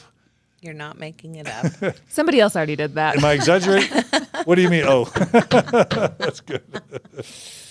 That's good. No, Natasha, is this real or? No, it is. It is real. I mean, obviously, the kind of the ways that we've all been kind of taught in the mainstream church is to ignore this part of Mormon doctrine because it's not something we're currently practicing, right? And so, but I remember many, many times in my growing up years asking bishops, asking my stake presidents, what do we know about this? What does this mean? I came from convert parents, so I don't have a history really in Mormonism. I was very confused by this doctrine, and they would always poo-poo it away, like, well, we don't live it now. You don't have to worry about it. Those things will be figured out in the eternal, mysteries. And yet it became very apparent that it was very real in real life situations when I started having clients who were dealing with being widowed or divorced, especially female clients, and wanting to remarry in the temple and not being allowed because they were already married or they had to annul their sealing. And the implications were horrific. And then watching men not having to deal with those issues when they were widowed or divorced, it became very apparent, and especially after Pearson's research, that this is something that's living both in the psyche of Mormonism, mainstream Mormonism, and also it's actually in the temple ceremonies that we're currently adhering to. And it actually was part of my faith transition journey that when I found out that this was the marital covenant that I had actually made non-consensually and not knowing, is the day that I took off my garments, even though I was active in the church for many years after that. Because I felt like a promise had been broken to me, a covenant had been broken to me. Yeah. Because I didn't realize that the language in the temple ceremony was polygamous language, that I had told my husband I would give myself to him, and he had told me that he would receive me. Like, oh, thank you. And that, I didn't notice that language when I was 23 and didn't know anything about anything. So that was extremely excruciating to sit with that, feeling really bamboozled and feeling like I had been invited to a non-consensual ceremony. I'm so sorry. Yeah. It's not just you. No. It's hundreds of thousands or millions of Mormon women throughout time. Yeah, and it just goes it's part of this whole, it's just yet another example of this informed consent problem within Mormonism. Mm-hmm. We've got these embarrassing, sexist, sometimes super damaging doctrines or theology, legacies of Joseph Smith and Brigham Young and, Calvinistic 19th century Protestant Christianity or 20th century derivations. We've got all that baggage, plus the Doctrine and Covenants, plus like Spencer W. Kimball's Miracle of Forgiveness and all the cultural norms that are shared generation by bishops and their counselors. We have all that baggage, but we can't ever say X prophet was wrong or Y prophet was wrong. The church can't ever denounce any of these past teachings or doctrines. And so they're always being passed down generation upon generation, and we're just carrying all this baggage. Mormonism has no real way to correct past errors other than to just hope that they can kind of move in a new direction, kind of pretend that there's not been a change, move in a new direction, and hope that none of that cultural baggage carries with us generationally. But it's in the scriptures, it's in past utterances, and sometimes even current utterances of prophets and apostles. It's passed down by CES instructors, seminary teachers, institute directors, it's parents. It's just passed down multiple generations. And sometimes it feels almost impossible that we can escape all the cultural and doctrinal and theological baggage that we all carry. Yeah. Yep. That's why we need you, Natasha. And many like me. All of you who are training to be sex therapists, there you go. And you do that, right? You train people. I do. You yes. train. And we have more and more, both LDS and also people who came from LDS backgrounds, sex therapists. So I'm thrilled about that. So if you're a psychologist, a marriage and family therapist, a LCSW, licensed clinical social worker, if you're a therapist of any kind, you can actually reach out to Natasha and she'll train you to be a licensed sex therapist. Yeah. That's or part of what help you do. Find a way to do that. Yeah. It doesn't have to be through me, love but it. for sure. So the last point, this is the last point, and this one isn't super Mormon, but I do think it has Mormon implications, is body image. So this primarily comes from media, right? Media messages that our bodies are not good enough Every advertising out there is basically selling you a product, telling you that something about your body, your dick isn't big enough, your tits aren't big enough, they're too big, you're not the right weight, you've got too many wrinkles, et cetera, et cetera. This, however, mixed in with Mormon perfectionism, I think is extremely interesting. What I have seen in regards to, in particular, female self-body deprecation in the clients that I've seen, and also in males, but I think it's more heavily in people who identify as female. So if you don't have, because I think in Mormonism, especially Mormon women are socialized to be perfect, to be the right kind of mom, to be the right kind of wife, to be the right kind of spiritual person. And that includes this embodiment of being the right, again, not too sexy, but sexy enough, the right size, dressing the right way, etc. So that is very detrimental, even though I do think we have some body positive doctrine in Mormonism that is unique to like evangelical Christianity, who sees the body as, immoral. We kind of have a more positive perspective about our bodies and that we wanted our bodies, etc. But I still see a lot of both body loathing, and mixed with that is genital loathing. Loathing of your own genitalia, loathing of the partnered genitalia, which has a lot of implications, of course, for sexual pleasure. So that's a whole nother. If you hate your own body parts, or if you feel disgust or loathing of your partners, that's not going to lead to sexual enjoyment. Those are pretty important body parts. Yeah. I remember I had friends at BYU. I didn't go to BYU. I remember when my friends were attending BYU. I went to UVU. Just wanted to make sure everyone knows I didn't get into BYU. I was not smart enough. Anyway, but my friends would tell me that they were like, no, when I get married, I'm not taking off my clothes in front of my husband. Crazy talk. And I'm like, excuse me? Like, that's how I couldn't believe that their shaming of their bodies was that intense, that they put it straight to like, oh, I'll get married, I'll have sex, but he's not seeing me naked. No way. Mm-hmm. Not to mention the prevalence of eating disorders, bulimia and anorexia and other sorts of things. Right. A lot of body image issues, which we're actually seeing an uptick for adolescent boys. So there's a lot of body shaming out there, both in teenage culture, media culture, Mormon culture, et cetera. And now we've even added to that a bit with missionary standards.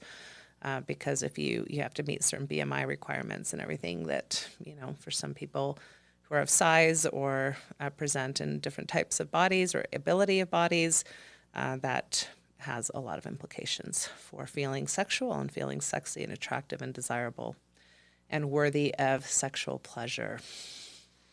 I love it. It's huge. Yeah. So we're about an hour and 40 minutes into this episode. We should probably start wrapping up. Carrie, you can look for any comments or questions you want to add. There's a couple that I'll start with from our audience. We're really grateful for our robust YouTube and Facebook viewing audience. And I'll just read a comment or two. Telotus basically said genitalia loathing. You could do an entire podcast on this. So there's at least one listener that really resonated with that idea. Oil Stories, again, has a question. Natasha, how much of a need is there for sex therapists? And I actually know this because my amazing daughter, Clara, is actually an administrative assistant to 2 sex therapists here in the Salt Lake area. Clara, there's like a 6-month, huge, massive waiting list. But I should just let you answer it because you actually are one. How much of demand is there for licensed sex therapists in Utah, in Mormonism? There's a huge demand, and I think that the need is actually more than what we would actually see even from demand, because I think there's a lot of harm being done by therapists who are not trained in sexuality. I was a marriage and family therapist for over a decade before I started my sex therapy training work, and I can recognize now that I unintentionally caused harm because I had a lack of sexual education in regards to what I saw as healthy sexuality between, within a marriage. And now I have dramatically different ideas. So I actually think that the training for sex therapy is very, very important. Even if you're not going to go through the whole education process of becoming certified, there are smaller kind of at least weekend or certain types of sex education that you can look for as a professional to become more credentialed in this particular area. I work with Stephanie Bueller at the Bueller Institute, and her website is learnsextherapy.com. And she has, kind of options for both, options for going through the whole certification process and options for kind of lesser intense trainings, but still fairly comprehensive enough so that we as therapists are not continuing to do unnecessary damage in the sexual lives of people. And I'll just say it, there are Mormon therapists or life coaches, some of them even popular, that kind of bill themselves or promote themselves as sex therapists when they're not. And there is a real rigorous and important training, like you say, to becoming a licensed sex therapist. Don't use people as sex therapists if they haven't got the licensure. You want an expert, and these people shouldn't be, in my opinion, shouldn't be promoting themselves as well, and unfortunately, sex therapy therapists. is not a regulated profession other than in the state of Florida. So anybody can call themselves a sex therapist without actually having gone through the credentials. And some of the credentials you should be aware of are like CSAT, Certified Sex Addiction Therapist. That is not a sex therapist. And in fact, the CSATs have a lot of holes in their sexuality training, and can cause more harm than good, and are not always coming from a sex positive perspective. And so you want to really look for kind of that ASECT certification. That's really one of the only bodies out there that is a governing body that regulates the type of training that you go through as a professional. There are some Christian sex therapy certifications, which are, again, really difficult for me because they actually have the same Christian sex therapy as CST, which is like certified sex therapist. So you really have to kind of do your homework to know who's credentialed in which ways. Love it. I just really quickly, Kara, I know you got a comment to read. I just want to make a shout out. We have a Never Mormon listener in Sweden who's tuned in. It's probably pretty late in Sweden right now, but Swedish Lena writes, I'm a Never Mo and I grew up in Sweden where sexuality and nakedness was something to be celebrated. I never felt sexual shame when it came to my sexuality and was encouraged to healthy relationships. And I just want to say that gives us all a vision for what's possible. So thank you. And also just a shout out to all our Never Mo listeners and a shout out to our Swedish listeners. That's all really fun. And to our international viewers and listeners. We love you guys. Thanks for tuning in. That makes me really happy. Kara. Yeah, I wanted to ask a question that Angela posted where she said, do you have any advice for helping a spouse who deals with the sexual shame that they don't fully see that stems from upbringing in the church? So in a mixed-faith marriage, maybe the wife's out, the husband's still in, and they don't actually want to confront where they're getting some of their negative conditioning from, perhaps. How would you navigate that?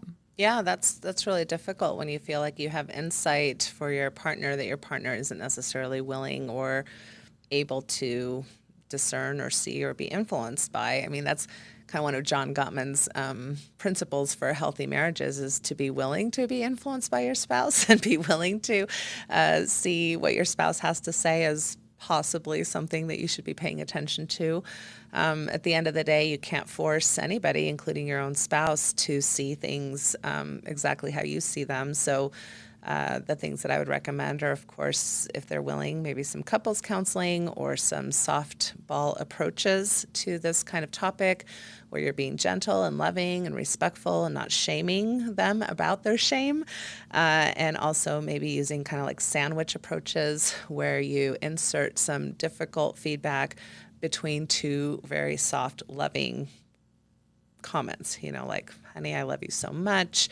You mean the world to me. It makes me sad because I believe that this is something that may be impacting you, and I just want to be really forthcoming that I think this is an issue for you. I don't have to mention it again, but I don't feel like I would be a good supportive spouse if I didn't, think this was something important to tell you, and I'm only telling you this because I love you so much. I want to have a great sex life with you, and, you mean the world to me. That would be kind of a sandwich approach example. Love it. I love that, yeah. Love it. I do. Carrie, you may have other comments or questions. It's probably time to wrap up soon. This is a question that I think maybe can have a quick answer, but there might be other resources you can point people to. Because I know you've actually put a lot of free resources or very inexpensive resources up. So Kristen Creel writes, ideas for teaching healthy sexuality to children when your ex-partner has very unhealthy ideas and is vocal about it. So, Natasha, what can you point people to in terms of resources for teaching your kids about healthy sexuality? Yeah, there's a lot of really great resources out there. I mean, on my website, natashahelfer.com, I've got a whole page of resources. I've got a library where I have a whole section on parenting. I actually do a 10-part series webinar on parenting and sexuality for kids. Those are all resources I have. I know Kristen Hodson, who's also a sex therapist here in Utah, also has a lot of parenting resources that you can probably find on her website. I'm guessing that's thehealinggroup.com. Braxton Dutson runs the Birds and the Bees podcast, which is all about parenting and sexuality. Al Vernacchio, and he writes for Goodness Sex. He has some great TED Talks on sexual education of teens. There's a lot of really great resources out there. It's difficult when you have an ex-spouse who is going to teach your kids things that you don't agree with, whether that's sexually, politically, religiously, etc. You just have to trust that if you can be respectful and you offer your own perspectives, that your kids eventually will lean towards whatever is hopefully healthiest and best for them. I love Good it. advice. What, Kara? She said good advice. Yeah. I've got 3 little kids. I am needing all the resources I can get. They love to put their hands down their pants. All I know is to say, I just like maybe do what you want. I don't know. I'm still learning on how to talk to my kids about that. Somebody did ask her, Mark asked how to deal with my ex-wife shaming my 8-year-old daughter for exploring her private areas. I'm trying so hard not to shame my daughter. It is so difficult because her hands smell and I'm just like, what do I do? I don't know. Yeah. You know, it's interesting that even the church has a resource. I believe they still have it called, I want to say Good Parent, some type of the parenting guide that's somewhere hidden in LDS.org somewhere. And in that document, they actually encourage normalization of body exploration until the age of 12. So I actually found that very helpful, except for then I disagreed with them about what they had to say after the age of 12. But so if your partner is LDS or believing in that regard or more conservative, that might be a resource that they might be willing to look at. Love it. I'm going to read 2 more comments really quickly. One comment says, Lauren Johns writes, any way we could include asexuality in this discussion, like legitimate space for those who identify as asexual. And then Mark Fuentes writes, I know someone who is asexual. It is very misunderstood. And I'm just going to echo that. I have a daughter, Clara, who identifies as asexual. And, when you're raised as Mormon, with all this negative messaging around sexuality, your biggest fear, my biggest fear as a dad forever, was that my kids, especially my daughters, because of course it's worse somehow if a woman has sex than a young boy or a young man. But my biggest fear as a dad was that my daughters would have premarital sex. And what I was not at all prepared to envision or anticipate was that I could have a child who actually comes out as asexual, which actually doesn't mean that you never eventually have sex or even like sex. But my understanding of asexuality is something that's totally never talked about, totally misunderstood, is asexuality is a lack of sexual desire for another person. And when my daughter came out to me, Clara, as asexual, I was like, what? And I didn't understand it. It was scary to me, and I said all the wrong things to Clara, so much so that she actually wrote her own book about asexuality. And the book is called A Little Book of Ace.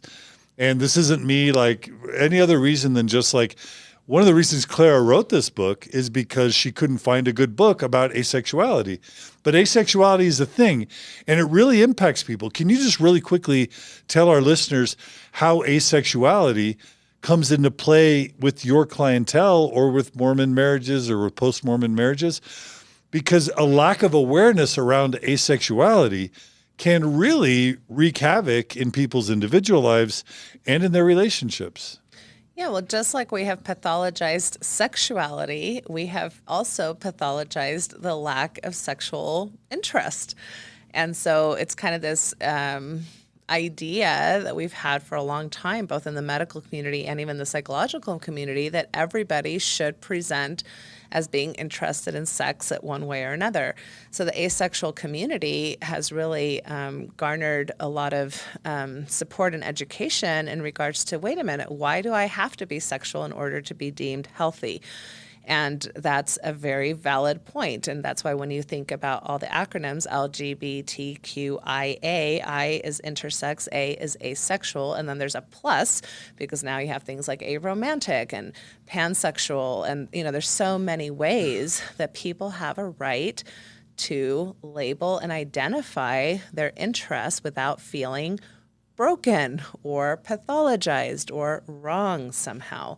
And so there's kind of been this overarching theme that all humans must want to be sexual. And if you're not, then there must be something wrong with you. And usually that's through the lens of what happened to you. Is there something traumatic? Is there something that, you have attachment issues or commitment issues or, things that may or may not have anything to do with your history. And why can't I just not be interested in having sex with another person?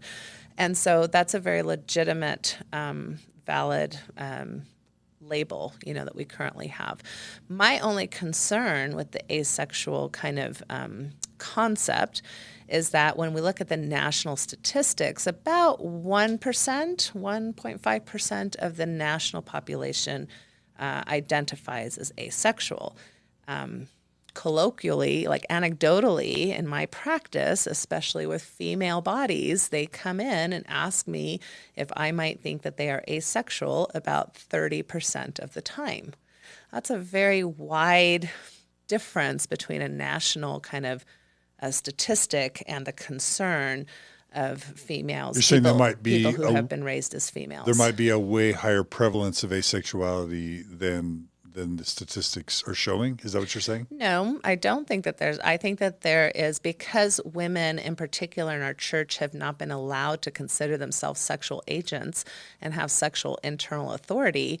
They have been pitted into sexual spaces where they don't resonate and they don't have desire, whether that's in a mixed orientation marriage, whether that's in a marriage where they were never really able to advocate for their own pleasure, whether that's not really understanding their own potential for pleasure. And so that likelihood that they may consider that as an option, which is fine. I always say, look, if you want to identify as asexual, that's perfectly fine. At the same time, I think you should be aware that this is a question that comes up a lot more prevalently in a culture where we know that all of these sexual shame issues can suppress your sexuality. Do you want to look at that? Do you want to just go ahead and consider yourself asexual, or do you want to consider that there's maybe an impact that the suppression of your sexuality has had on your sexual potential? That's great. Like, are you really naturally asexual? I think some people are naturally asexual. I don't think 30% of Mormon women are naturally asexual. Got it. Just really quickly, I will also say just about the topic of asexuality, things that I learned from Clara's book are that identify as asexual doesn't mean you don't have a libido. You can have a high libido, meaning you, for example, self-pleasure, that's really important to you. You like that. You can have a high libido, just not sexual desire for another person, for a partner. Yes. And you can also enjoy sex, the act of sex as an asexual person, just not necessarily feel attraction for partners. Right? So it doesn't mean you don't have sex. It doesn't mean you don't have a libido. And then I really liked that Clara helps you understand that there are other forms of attraction. There's aesthetic attraction. There's sort of platonic attraction. Romantic attraction. that there are other forms of attraction besides just sexuality, and having an understanding of the breadth of different types of attraction is really important, whether you identify as allosexual, which is kind of normal sexual attraction, or as asexual, or something in between. And all those different dimensions of sexuality have spectrums of degrees within them. Exactly. So I am going to shout out to Clara, her wonderful book, A Little Book of Ace, and to her TikTok, which is 6 Foot Sauropod, where she actually has a TikTok about asexuality. And I just want to say, this again comes back to one of the most damaging things, I think, and this is like my brain 180 degree turn from my Mormon upbringing. We're all taught that premarital sex is literally next to murder as the worst possible thing. And I actually now believe that teaching that premarital sex is horrible is one of the worst possible pieces of advice you can give people. Because what if you are asexual, but you don't know it because you never have any sexual experiences with your fiance? So then you enter into a lifelong marriage where you're actually not attracted to your spouse. You should know that before you enter into a lifelong commitment. Or again, if you never get a chance to explore your sexuality, what if you're gay or lesbian, but you never had an even chance to figure that out? That's not good for the gay or lesbian partner in a marriage. It's also not good for the straight spouse that wants, again, a partner that's attracted to them. So it's not that I'm for irresponsible, rampant, thoughtless, careless sexuality. I think there are real risks, but now I've come around to just feel like I would never recommend to my child to enter into a lifelong marriage before they had just explored sexual compatibility with their partner to ensure that they're entering into something that's going to be good for everyone involved.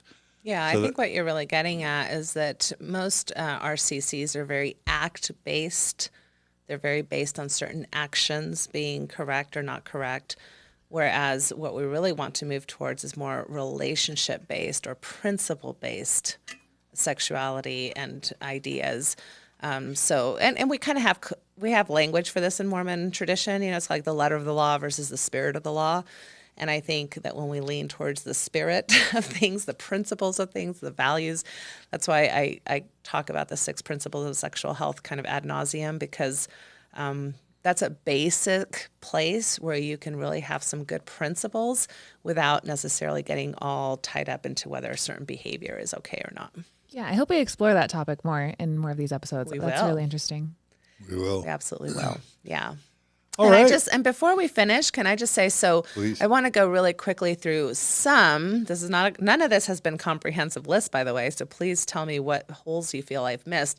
I definitely don't feel like I spent enough time on transphobia, bi erasure, trans erasure, as far as non-binary presentations. When I talk about gender roles, obviously it implicates people in those spaces, but I don't think I called out enough of the LGBTQ plus issues in regards to this very heteronormative, space that we've been raised in.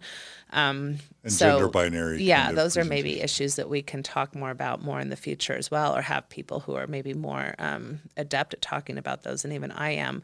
But what I do want to talk about is like all of this messaging, what it leads to, right? So what are the implications? And in a sense, it's kind of been called good girl or good boy syndrome, which I don't always like the terms boys and girls, but I think we understand what that talks about. But it's kind of this idea that it's hard to turn yourself on. It's hard to really be, in tune with your eroticism. It's difficult then to, of course, talk about and communicate about sexual matters with a potential partner or with the partner that you're with. It's very normal to have a lot of inhibitions or embarrassments or awkwardness around sexual matters, and then, of course, inappropriate guilt or shame around things that shouldn't necessarily have that implication. There can be a lot of discomfort around your body and your genitalia, like we talked about. It can show up in an inability to relax and to be pleasure-minded in sexual situations, and we know that orgasm, for example, is a type of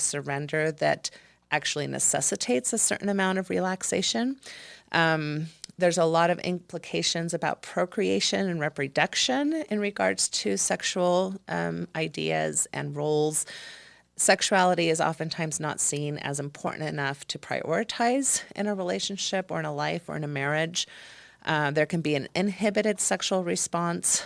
And of course, we talked about kind of holding your partner responsible for your own sexual needs or pleasure or vice versa in this kind of ownership model. So these are just some of the ways that all of this sexual shame stuff might have real day-to-day, lifelong implications if we don't address these issues, psychoeducate ourselves, look into what are the ways that we can really lean into healing from these messages. And that's what I hope we'll touch on next. Yeah. This series, however long it will be. I love it. I love it. All right. So Natasha, first of all, I just want to say thank you so much, Natasha, for being willing to share this. You should be getting paid for this. And in fact, I want to just say to the audience, we want to be able to pay Natasha for just sharing her expertise for free. A really good sex therapist can charge $250 an hour, $300 an hour, $350 an hour.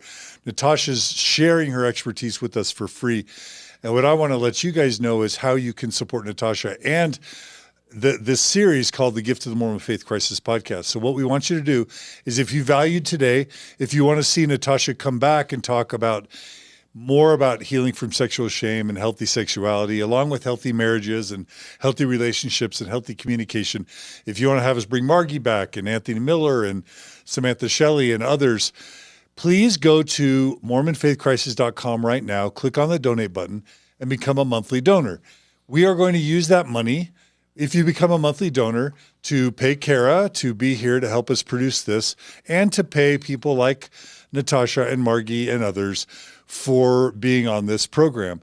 And that's a way, Mormon Stories is going to continue, but we're adding new types of content for you. So if you value healing and growth content on Mormon Stories podcast, please become a monthly donor on the Gift of the Mormon Faith Crisis podcast, and we will continue sharing this content with you in future episodes. So that's really important. So please go do that now. I do want to just go ahead and plug again, Natasha and I, along with Margie, will be doing a retreat for navigating a faith crisis. We will talk about principles of healthy sexuality at this retreat. It's in Provo. It's October 15th, 16th, and 17th. All of these events that we've ever done are rated 4.9 out of 5. Lives and marriages are transformed, sometimes even saved from these retreats. We've still got, several slots open, but you need to register today.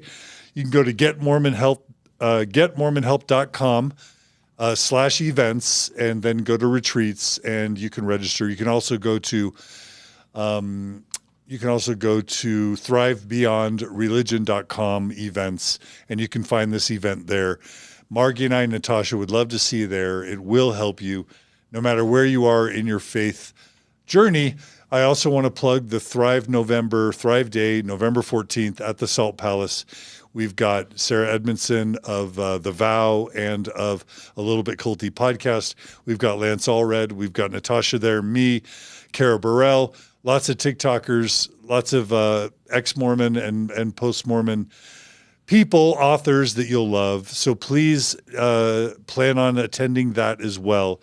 And then, Natasha, you've got a lot of resources that I want to give you a chance to plug. Yeah, sure. You run a whole network. Yeah. I have a lot of stuff coming up, so bear with me here. So tomorrow, I'm going to be the keynote speaker at Sunstone UK, and this is actually a free event. So if you want to listen to me talk about reconstructing Zion, we're going to have that as a free event. You do need to register, so you need to go to sunstonesymposium.org or whatever their website is. I'm going to be presenting at Thrive for Women on October 2nd, and I'm going to be calling it Vulva Love. So we're going to be talking about all kinds of things to help women in particular be more body positive in regards to their own genitalia. I've developed a course for therapists through the Bueller Institute just recently on how to work with religiously conservative clients. So for those of you who are professionals, that's a great resource. And there's going to be subcategories of that I'm working on as well. I just finished and working with conservative clients, working with people coming from conservative religions who are LGBTQ+, in conjunction with Kimberly Anderson and Colette Dalton. So I'm really excited to release that. You can find all of that at learnsextherapy.com. And I've been really focusing on developing a lot of support groups. I've really felt a lot of passion in being able to help more people in a 2-hour framework than 2 individuals, right? Than I could normally do in my clinical practice. So this is what I have going on so far. I have a 7-week religious trauma syndrome group. And we're already taking names for the next one that I believe is going to start in November. And it's 7 weeks of group support and content to help you get through a faith transition, especially if you're really kind of struggling and you feel like you've had some traumatic implications in regards to your faith transition.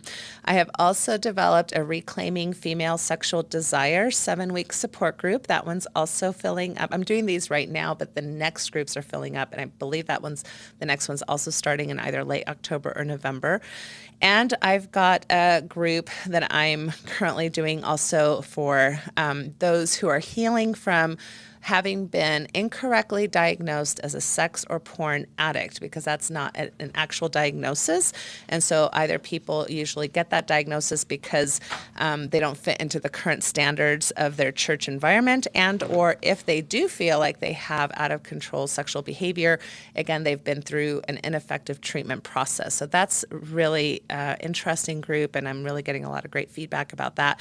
And again, the next one will start, I believe, in November or December. So those are 3 groups that I'm currently having. And if you want to be in the next group, call getmormonhelp.com. Go to the number there. You'll talk to Cindy, and she'll get you signed up for the next group. And you can pay as you go, although once you agree to take a slot, you have to agree to take, to pay for the whole 7-week course. And it's $60 a pop, which is much cheaper than, kind of a regular session with me. So hopefully I can reach more people and be helpful to more folks.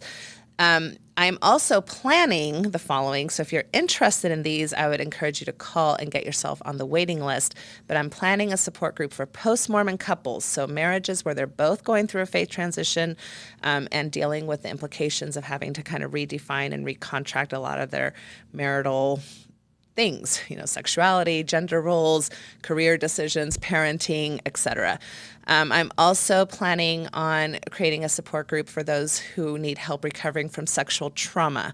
And I'm also planning to start a support group for the spouses of those people who have been deemed sex or porn addicts, and helping them have a different framework that is more effective in treating these kinds of coupled issues. So if you're interested in any of those 3 groups, even though they're not currently scheduled, please call and put yourself on the waiting list so that as soon as they're scheduled, I'll get you on there. And they can find you where? And they can find me at getmormonhelp.com. Your phone number or? The phone number's on there. This woman called Cindy will answer. She's great, and she'll get you all the information that you need. And then I'm also partnering with the Mounts, Katie and Alan Mount of Marriage on a Tightrope. Thank you, Marriage on a Tightrope. I'm partnering with them to do a mixed faith 7-week support group with content, and that's called Workshop on a Tightrope, which you can find on Thinkific. And we're about to start one next week. And then we'll probably have another one starting in 2022, early 2022. So make sure so I'm really excited. These are a lot of resources. I'm really excited about each and every one of them. So that's where you can find me. You can also find me at natashahelfer.com as far as my own personal stuff. And I love being here, John. So thank you. And you'll come back? For having me back. I'll be back. I'll be back because you'll let me talk about sex again. All right. Well, Kara. Consensually, right? You'll let me talk about sex again. Consensually. I'm like, no, Natasha. I'm not coercing you, right? I'm not exploiting you. I hope this is mutually pleasurable. Is this mutually pleasurable? Love it. And blushing, Natasha. Goodness. So what do you think, Kara? Should we have Natasha back? Daily? Yeah. I need my daily fix. And are you exhausted yet from 2 live streams back to back? No, live streams are invigorating. If it was 2 like long format like interviews, maybe yes. But my McDonald's breakfast held me over for the morning, so I'm feeling fine. I love spending time with Natasha. So some good wisdom today, some good comments. Everybody that joined our earlier live stream and this live stream, like Mark that donated $20. He said, Natasha, thanks. Just wanted to highlight. Thank you, Marky Fuentes. So many people just love hanging out when we do all day live streams like this. I love doing them. I love how many people come. So that was not, I hate when I end on that word. Anyway. Well, I love ending on that word. Sorry, but I'm into come, I guess. Back to you, John. You don't have to be into come. Now I'm blushing. I'm into it. Oh my gosh. Did someone just say that on Mormon Stories podcast? Well, we are talking about sex. Said it accidentally. So anyway, with that, Natasha, it's so great to have you. We love you. Come back again and again and again. I'll be here. Thank you. And listeners, thanks so much for joining us. Thanks to everyone who commented on YouTube and on Facebook. We love your comments. Thanks to everyone who donates through the Super Chat feature on YouTube or through the Stars feature on Facebook. We really appreciate that. Thanks to Kara. It's always great to have you. This whole thing is better because you're a co-host and a partner with me. Thanks, John. And so I love having you. You, as many people have said, you have breathed new life into Mormon Stories podcast. And by the way, it was doing great already, but it's just doing better. So thank you, Kara. It's so great to have you here. Thanks to Gerardo, who does the cinematography and the thumbnails and co-hosts. Thanks to Brooklyn, who does the editing and audio, video editing. Thanks to our board that helps keep us on the up and up.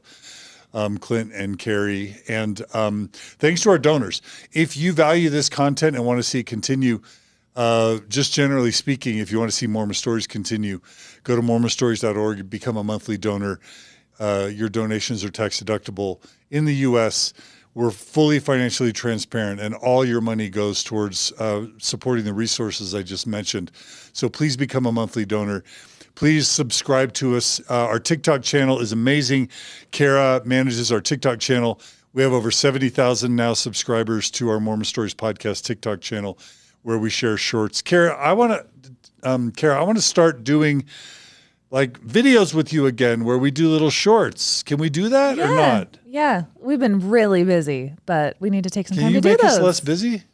That's up to my boss, and he's a real hard ass. Just kidding.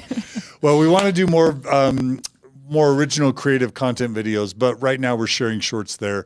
Check us out at Mormon Stories TikTok.